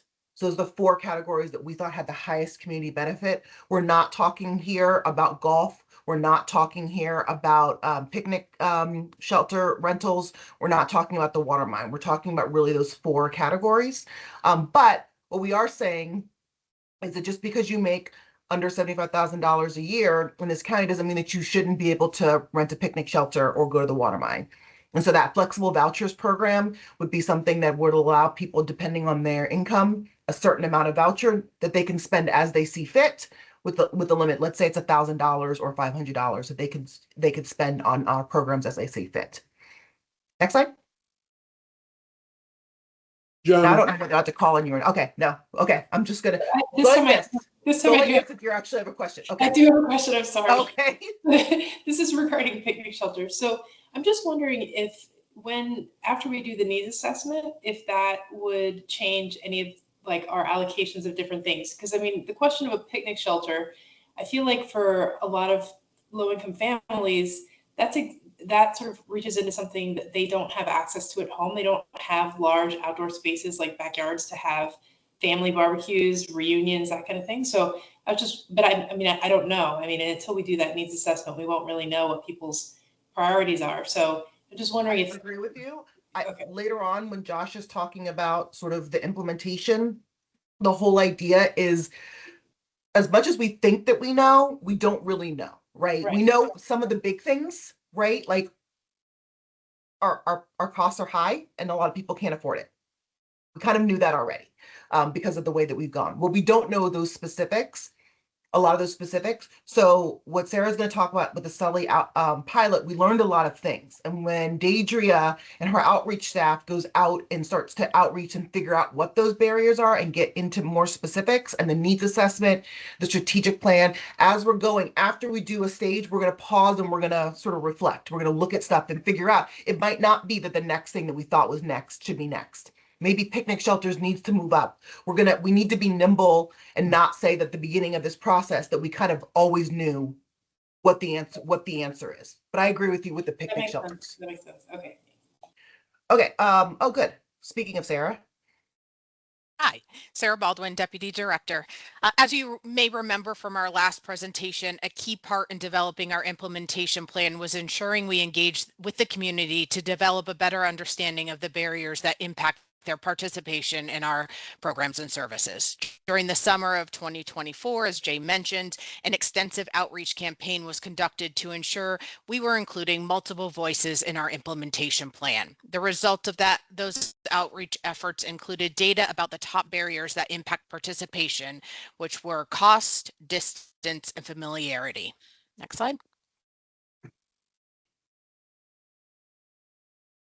Additionally, we tested the use of a sliding fee scale for camps that we operate at Sully Community Center. The results of the pilot confirmed our assumption that cost, distance, and familiarity were significant barriers to participation. And ultimately, the use of a sliding fee scale, significant engagement to build awareness and assistance with the registration process resulted in us serving a higher percentage of non-white participants compared to other FCPA programs where a sliding fee scale was not available. Next slide. Knowing that we can't implement a sliding fee scale for rec centers, camps, classes, and aquatics all at one time, we needed to make a decision about what program area to start with. Our recommendation is to start with the implementation of a sliding fee scale for rec centers. Several factors contributed to that decision. Promoting healthy lifestyles is core to the mission of rec centers. It's the area where we have the most capacity to serve more new customers. In comparison to camps and classes, rec centers have far fewer price points, making implementation of a sliding fee scale less complex. Rec centers include amenities for individuals of all ages and all types of recreation opportunities. And 90% of residents live within at least one service area of a rec center. Next slide. Jay, I believe this is Josh. Yeah. Josh Coleman, Park Services Division Director. Just going to take through, the proposed implementation timeline as a reminder and a callback to the HRNA work that was done previously. Those three buckets: community benefit pyramid, sliding fee scale program, flexible vouchers, all of which require administration and outreach, had a total of 26.6 million in our in the initial review of what it would take to be designing this program. We're focused today, as Sarah was talking, on the sliding fee scale program and the administration and outreach. And as a reminder, those totals previously were 14.2 million from the work that HRNA did for us. Next slide, please. So as we move to the full sliding fee scale timeline and implementation, you can see right at the top here, 12 million, so knocking 2.2 million off of that HRNA analysis. I want to go through the proposed timeline and implementation. For first, as Sarah said, our initial recommendation, the sliding fee scale for rec center access, as well as what Jay was alluding to earlier, those natural periods where we can assess and review and then look at the next area that we would implement. So starting back here, we've talked a little bit about some of these before for FY23 through 25, but do want to acknowledge the work that's gone into implementing this program prior to this. So we've had investment from FY23 to 25 when we talk about the HRNA study, the Sudley pilot, our equitable outreach, and then 3 positions that the equity funding has already or will already be covering in the FY25 budget, this year's budget, to get this program up and running. We plan with FY26 additional requests for staffing, and those will be requested as part of the typical budget process. And then moving into FY27 and FY28, implementation staff, software support coming online with the intention in FY28 for sliding fee scale for rec center access to be able to go live. And that would be, we're talking fiscal years, but the goal would be summer of 2027. That's an aggressive timeline. Things can potentially slip from that when you talk about positions and systems coming online over the next several years. And part of this obviously is trying to take into account, we've tried to spread this out over several years, knowing that the funding and budget issues that we have, it's unrealistic to be getting huge chunks of money at one time to be implementing a program right away. So again, trying to spread that out over time, starting with that rec center sliding fee scale in FY28, followed by proposal for Learn to Swim and rec classes coming online in FY29, and sliding fee scale for camps in FY30. As Jay alluded to earlier, each of those periods would be an opportunity for us to assess the impact that we're having, the changes in those demographic slides that you saw earlier as this program gets up and running. The one other thing I'd point out, while we're providing the estimated full dollar value of the sliding fee scales today in FY 28, 29, and 30, we also expect it will take time to get to those true dollar values, and that building up the program and getting individuals in will not cost the full amount that you're seeing there, right? So we're showing it for the purposes of when we estimate kind of full participation, but that will likely take time to get to over the 3 years. Before you go to the next slide, Josh, what's different for you, the board, than what we're going to be presenting is, if you remember back during our budget, when we proposed our budget ask, we had a question mark under equity because we've been spending this entire time working with DMB and across the street to really finalize this. The length of time it takes, the strategy, all depends on what that first ask is in 26. So I just want to make sure that I direct you to that 818,000, which is our FY 26 equity ask for the board. I didn't want to slip past that because you have not seen that number before. In talks across the street, again, this is different. Sorry to throw you off, Josh. In talks, when we're meeting, they do Chris. Oh my gosh. Leonard. Thank you. Yes, likes the sort of 5-year implementation idea. As Josh said, this is tight. I don't want to. We're going to be working our tails off to get it done in this time frame. But I guess the point that we're making here, and again, this is not the conversation we're going to have in front of the board, but the point that we're making here is, even if you handed me that we've been saying for the whole time, the $12 billion right this second, I can't make this happen next year. It takes these steps to be able to make it happen. Okay. Mike. Yeah, just so I understand, this is a request for, we're going to make this request for new dollars from the board to do this. Are we, I'm not sure the technical way to ask this, other than, are we saying in effect we'll do $818,000 of that list of cuts we considered? Or are we saying, no, this was above and beyond that, and if it doesn't get funded, we're just going to delay this at least a year? Correct. Yeah, Mike, that would be accurate. And the other thing I'll say on this is exactly what the BOS asked for.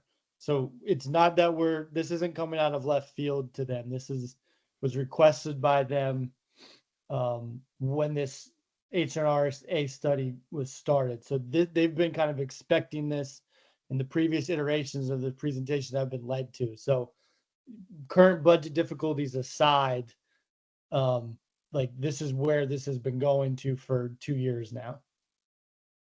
And if ever, this is all assuming that those times are funded. If in fact it's not funded, then this time frame shifts. And we would come back and say, okay, we didn't get the money in FY 26. So now this is what the implementation plan looks like in years.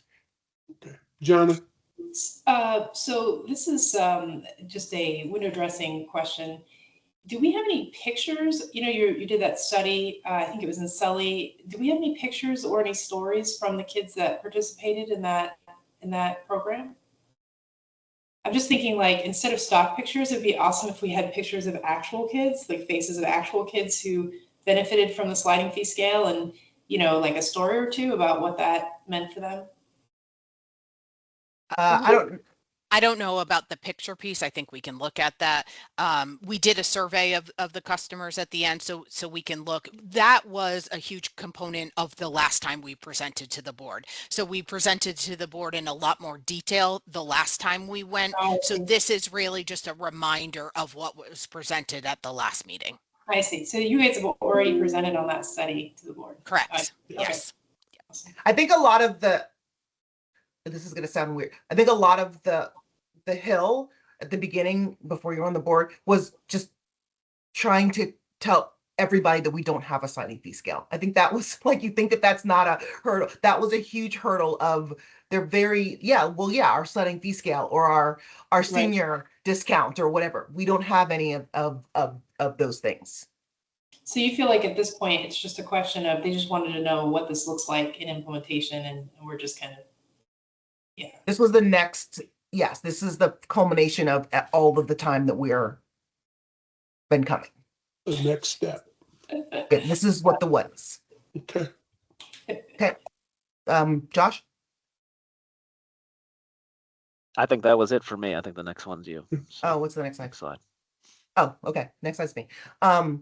Okay, so the next steps is we're going to continue working on a new registration system. We're working towards working with NCS on our registration system. Again, with things like sliding fee scale and all of the nuances of everything that we're presenting, it requires different technological aspects of our registration system. So that's going to be a process that I know Sarah and Mike and Josh are heavily involved in of getting a new system up.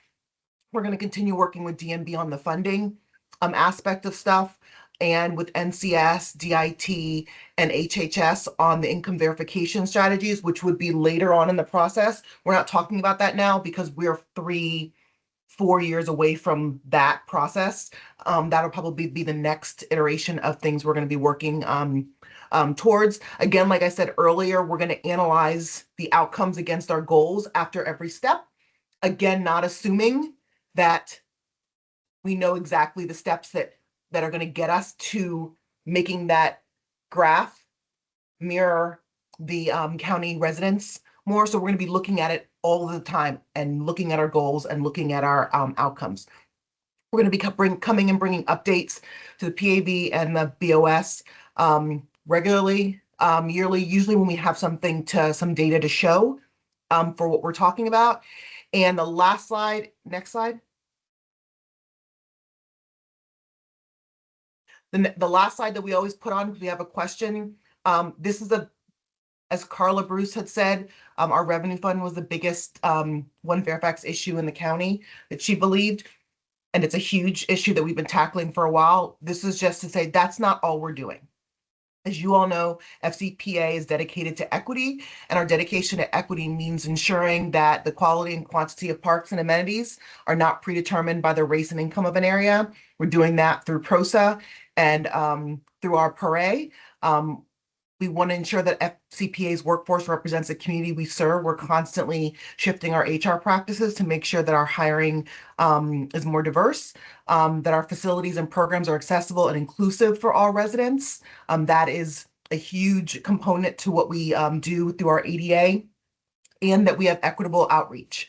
So some of the things that, as you know, contributing to the Sully Community Center, our PROSA plan, our equity survey, our Wonder Wagon, which is wildly popular as well. And so we always want to end on this so that the BOS doesn't believe that this exercise is the only thing that we are working on and doing for equity. And that is it. Okay, good. Any other questions? We're only 45 minutes behind.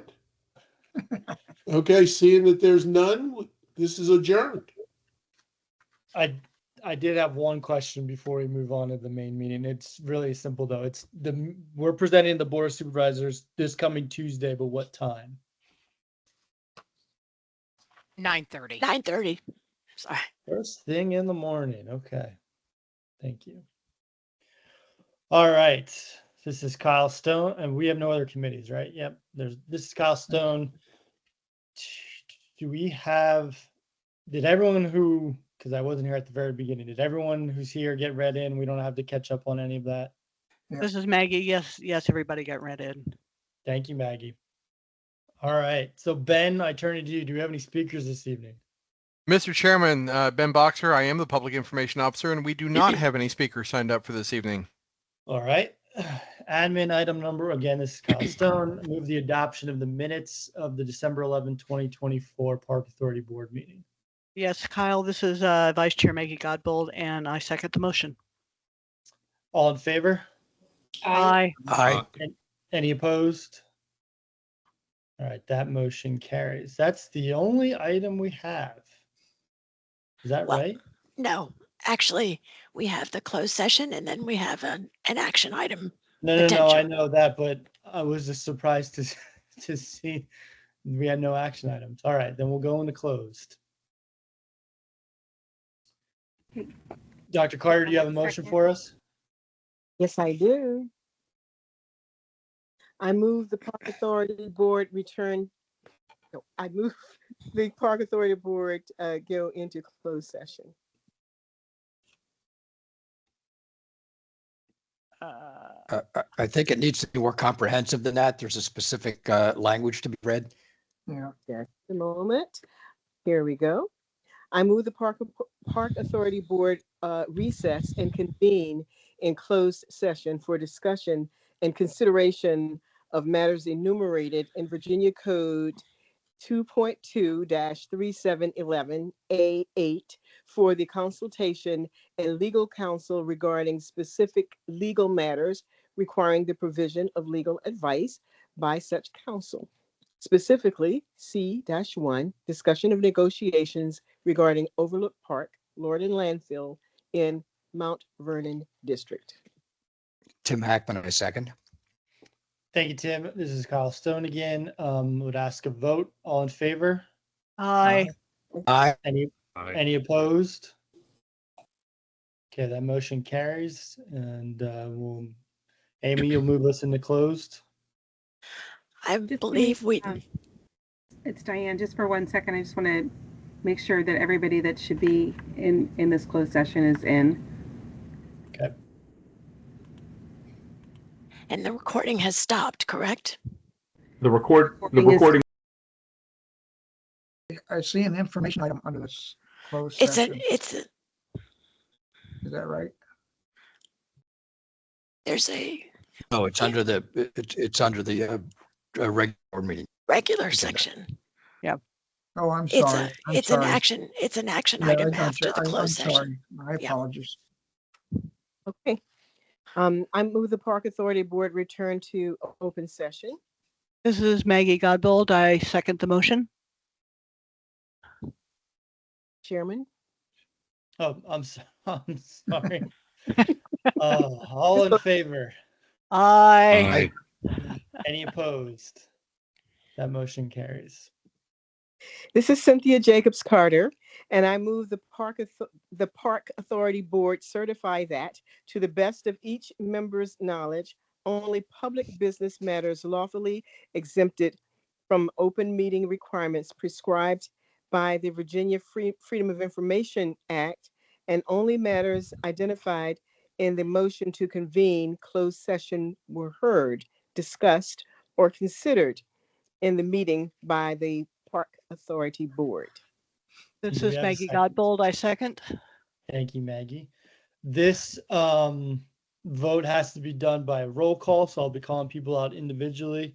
Please state your intention by saying aye or nay. We'll go in alphabetical order. Bill? Aye. Dr. Carter? Aye.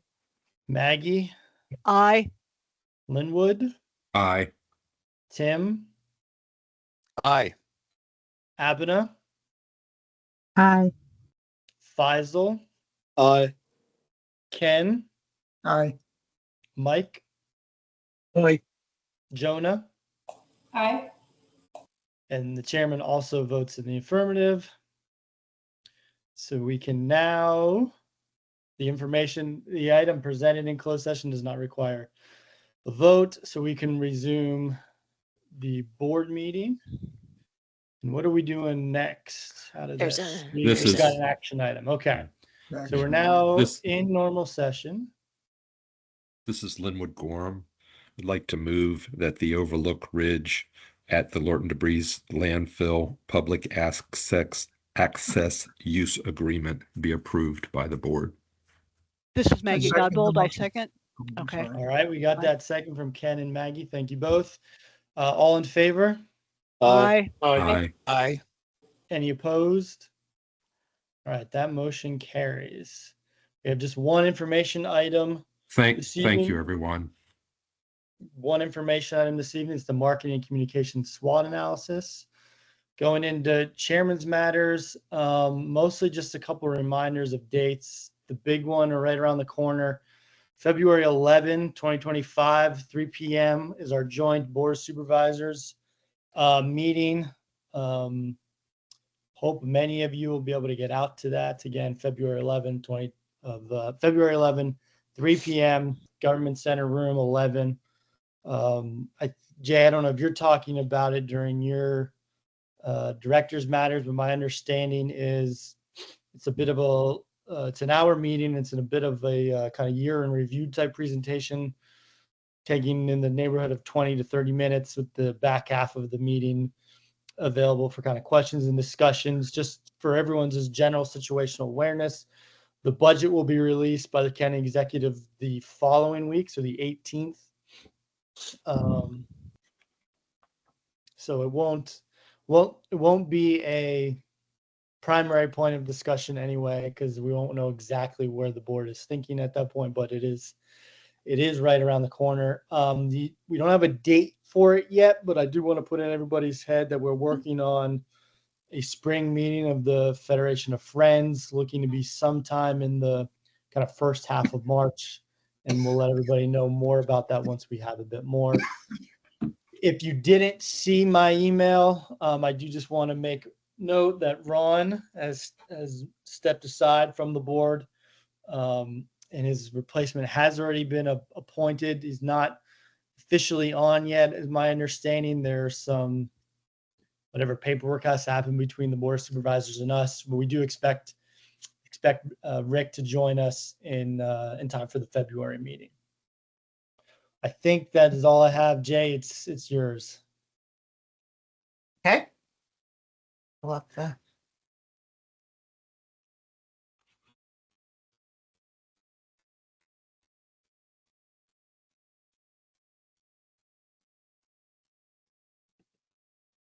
Diane, everything okay? There we go. Okay. All right, next slide.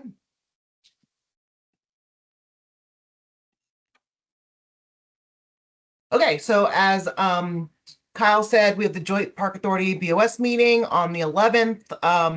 It's going to be a recap, so it's a lot of, feel good. Think of the video that we had at the holiday party, but more expanded. We're going to be talking setting the standard, building community, preserving legacy, creating joy, and inspiring wellness as the themes. We're going to show you the presentation but then we would be here till midnight. And so we're actually glad that we chose, because it's a feel good type of thing, to just give you a heads up. There's nothing surprising in it.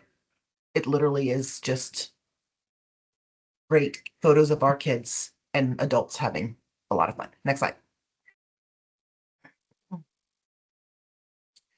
We're continue. So these are some of the themes that we're going to be talking about: transforming spaces, how we've enhanced the Park Authority's parks and facilities. We make transformative investments, not just maintenance. Our equity in action, building inclusive and accessible parks for everyone, and investing in people, cultivating talent, and building the future. We still are in the business of fun. We are trying to sandwich a lot of the stuff that we're doing. We do hit a lot of heavy topics like equity and the revenue. So we wanted to take this opportunity, since we're going to be going at HHS, to really be a lot lighter and talking about all of the stuff that really doesn't get that much attention that we do. Next slide. Engaging our community, deepening connections across Fairfax County. Excellence recognized. We're going to celebrate some of our achievements and awards that we've received and some of our staff received, and leading in environmental stewardship, sustainability at the core of what we do. Slide. Historic preservation, honoring the past, building for the future. Economic and recreational powerhouse, delivering values beyond measure. And visiting the future, always striving to do more. Okay, before we go into the next thing, I want to thank Brittany Vasquez, who works in Marcom, who is both created those slides, but is also compiling all of the stuff for our presentation. She's really doing a great job. First hike Fairfax was a huge success. I think it was last year that it was like rainy and cloudy and blah. It was cold this year, but it wasn't as blah for a lot of the photos. So the annual New Year's event invites residents to take a hike, your favorite park, take a photo, and submit it for the best photo contest. So we had 4 categories: legacies, landscape and scenery, pets, people, wildlife. We had more than 400 submissions this year, and awards presented, including Director's Choice, which I get to choose, Judge's Choice, People's Choice, and Best in Show for each category. So here are the winners. So, I mean, I couldn't not pick the cow photo. So that's my Director's Choice photo because he's like looking right at me, and I love him dearly. So Karen Downs, congratulations on the photo from Frying Pan Park for Director's Choice. Next slide. This is a really great photo for Judge's Choice. We really loved how sort of whimsical it was in between the circular deadwood. And this was taken by Erica Wyman at Eleanor C. Lawrence Park. Next slide. People's Choice photo was this one at Huntley Meadows. I believe that we're not going to be able to go through a first hike photo winners without at least one Huntley Meadows photo. So this was the People's Choice Award by Rena Schild. Next slide. And Best in Show, Nature and Landscapes. This is from Allison Wright at Lake Accotink Park, Oak Farm Road. And Best in Show People. This was taken by Brittany Cohen Brown at Burke Lake Park. I love this photo because she could be in any time. She could be right now, or she could be in 1925, or she could be in, I love it. Next slide. And I love this photo. This is Best in Show Wildlife. It was a little contentious for those people who aren't like in the environment. Some people thought it was a little too gruesome or whatever. I loved it. It's a juvenile bald eagle that was, I think, getting a little too full of himself and got a little bit of a what for. But this is a really great picture at Lake Accotink Park. You can look at it for a while and just like zoom in and see what's going on. Next slide. And Best in Show Pets, Chris Hildbrand. The photo was taken at Lake Fairfax Park. We thought that this dog was very pensive looking out into the wilds. Next slide. So a couple of other highlights. The Purple Martin Colony enhances conservation efforts at Riverbend Park. So in December of 2024, the Riverbend staff worked with Mike Bishop and the Virginia Purple Martin Initiative to install a Purple Martin house in the hopes of attracting this declining species. Purple Martins are native songbirds that are dependent upon human-made structures as their only choice of where to live and nest. So it's really important that we build them in habitats where we can try to entice them to come and live. Historically, Native Americans encouraged Purple Martin colonies near their villages by creating enclosures made of dried gourds with holes in them. The birds would drive away crows and raptors that would peck at drying hides. Proximity to water, distance from tall trees, and a grassy lawn made this an ideal location. And now we are waiting to see if somebody picks that as its next home. Riverbend becomes the 8th site in FCPS system to have a colony. Next slide. Snow days. If you haven't noticed or looked out of your window or driven or done anything around, we've had a lot of snow. I like to take this opportunity to remind folks, the public, everybody who's watching, that while we're all tucked in our beds, waiting to see how much snow is accumulated. We have staff that show up in usually unplowed roads, drive on unplowed roads to get to work so that they can proceed to plow. This is the most snow we've had in about 4 years, and the first time that it's stayed as long as it has. So we've actually had 3 snow events this year, one on top of another on top of another. So the first one was January 14th. It was a very busy day. Our crew, as is the norm, did a phenomenal job of keeping our patrons and our staff safe in general. So we want to really thank them for all of the work that they do. Next slide. The Fairfax County Park Authority, we're engaging in communities on Nextdoor now. So we're on Nextdoor. So this significantly expands our reach to Fairfax County neighborhoods and enables us to share relevant, timely, and geographically targeted park news and announcements. So be sure to subscribe in your prospective district so you can see what happens, what things are happening in your neighborhood with the Park Authority. Next slide.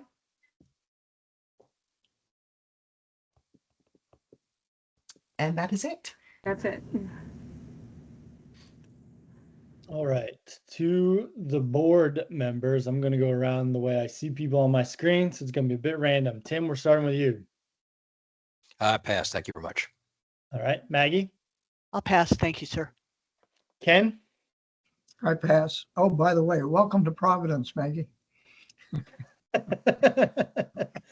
Linwood, Want to take a second. Many of you probably know this already. I'm sure there's some that don't. Jerry Highland passed away in his sleep last Sunday morning. He's someone that originally appointed me to the Park Authority Board. Very, very wise man. I admire his judgment and wit and intellect tremendously. I'm really going to miss him. I did have a chance to go see him about a month ago. He had the day before had some sort of treatment, the blood cancer that was ailing him, and he was in very, very good spirits and very strong. And I had a very, very good visit with him that I'll cherish the rest of my life. Anyway, keep him in your prayers, and there's supposed to be some sort of celebration of life, I think in March for him, that we'll probably be made aware of. I also want to thank an enormous amount of staff in the last month for all the work that they're doing to reopen the rec center. The several meetings that they've put together for me and others, to include the one tomorrow night. You guys are hitting it out of the park. Sarah, Amy, please pass it along. I really appreciate everything that everybody's doing, and I'll see him tomorrow night and try to thank him personally myself. And is Rick still on, or is he? I know he was on earlier. Yes, he is. All right. I hope that I'm the first person to wish him a very big welcome, and I look forward to seeing him in person at the next meeting. Welcome, Rick. And with that, I'll pass. thank you, Linwood, and just thank you for your comments on Supervisor Highland. I enjoyed working with him quite a lot in Supervisor Cook's office. When we were first on the board trying to learn things, figure out what to do, how to do things, he was the most gracious of all the board members at that time. And I've never met anyone who loved puns as much as Jerry Highland did. He had a great sense of humor. He is certainly going to be missed. Huge influence in the county. Jonah? Just a quick word. Thank you to staff that you guys have been doing maybe some slightly unglamorous work lately on the bond strategy and the equity implementation plan, but like that is so foundational, and it really sounds and looks like a great way to start the new year. It's like a cleaning house kind of moment. So congratulations on that. And then a big welcome to Rick. And Rick, I apologize. I didn't realize you were still on. Welcome. Look forward to having you actually join us in about a month. Michael? Yeah, just welcome, Rick. And Linwood always is often the first person to welcome people. I was on the board for about 15 minutes before I got a call from him about some dog park he wanted me to vote the right way on. So Linwood's trend continues. I always try. Bill? Welcome, Rick. Glad to have you on board. Sorry to hear the news last week about Jerry Highland. Great guy to work with. Lots of conversations over the years, and actually, the last time we worked together, I was on the county redistricting commission with him, where he represented Mount Vernon, and the sole purpose of him being on that commission was to protect Mount Vernon and make sure that it was not renamed to something else. And so it was there was a lot of battering going on during that time. But it was always with a smile on his face and everybody was happy. The only thing I regret is I never got to go to one of his famous barbecues that he used to hold. So thoughts and It, prayers it to was his a family. it was a lobster fest. Lobster, yeah. Lobster fest. Hard to find a better lobster than at Jerry's Lobster Fest. Okay. Abena? Welcome, Rick. And that's it. Thanks. All right, last but not least, Faisal. Welcome, Rick. And a little over 12 years ago, Mr. Linwood Gordon, my brother, was the first hand that I shook, I remember, as I entered the room. And he keeps the tradition. Kudos to you, Linwood. All right. I don't think I missed anyone, did I? Like, Yes, grab you it? did. Yeah. Yes, Dr. you Carter, did. my apologies. Well, welcome, Rick. And aside from that, everybody have a wonderful rest of the week. I pass, therefore. All right. Now I got everybody, right? Okay. All right, we have one last thing to do this evening before everybody can turn in for the evening. I would request the nominations committee chairman Faisal Khan to launch the election process. All right, folks. So the copy of the proposed slate for the 2025 Park Authority Board offices has been distributed, and each member should have received a copy via email from the director's office. The following names have been placed in nomination for this year. For the chairman, Kyle Stone, vice chair, Tim Hackman, secretary Cynthia Jacobs-Carter, Dr. Cynthia Jacobs-Carter, and treasurer Dr. Ebna Edu Houghton. We're going to start with the chairman's nomination. The nominee for the office of the chairman is Kyle Stone. Are there any nominations from the floor? Seeing and hearing none, do I have a motion to close the nomination for the chair? I make the motion. Do I have a second? I second. All in favor, say aye. Aye. Aye. Aye. Anyone nay? Okay, the ayes have it. So the chairman for the 2025 for Park Authority Board is Kyle Stone. We're going to move to the next one. It's for the vice chairman position. The nominee for the office of the vice chair is Tim Hackman. Are there any nominees from the floor? Seeing Move and to hearing close none. nominations. I Okay. second. All right, all in favor, say aye. Aye. Aye. Aye. Right, so the ayes have it, and the vice chair for the Park Authority Board 2025 is Tim Hackman. And we're going to move to the next one. That is a secretary position. The nominee of the for the office of the secretary is Dr. Cynthia Jacobs-Carter. Are there any nominations from the floor? Move to close the nominations. I second. All right. All in favor, say aye. Aye. Aye. Aye. All right. So the secretary for the 2025 Park Authority Board is Dr. Cynthia Jacobs-Carter. Last but not the least, we have the nominee for the office of the treasurer is Dr. Ebna Edu Houghton. Are there any nominations from the floor? Move to close the nominations. I second. All in favor, say aye. Aye. Aye. Aye. Oh, well, ayes have it. With that, the treasurer for the 2025 Park Authority Board is Dr. Ebna Edu Houghton. So the following is the final slate. The chairman is Kyle Stone, vice chair Timothy Hackman, secretary Dr. Cynthia Jacobs-Carter, and treasurer Dr. Ebna Edu. On behalf of the nomination committee, I congratulate the 2025 Fairfax County Park Authority Board officers and thank the board members for their support during the nominating process. All right. That's Thank all. you very much, Thank you. Faisal. We Does thank you. anybody have anything else? All right. Then we are adjourned. See you guys hopefully in a couple weeks with the joint meeting with the Board of Supervisors. Otherwise, we'll see you the end of February during our next meeting. Take care, guys. Good night, folks. Aye. Good night.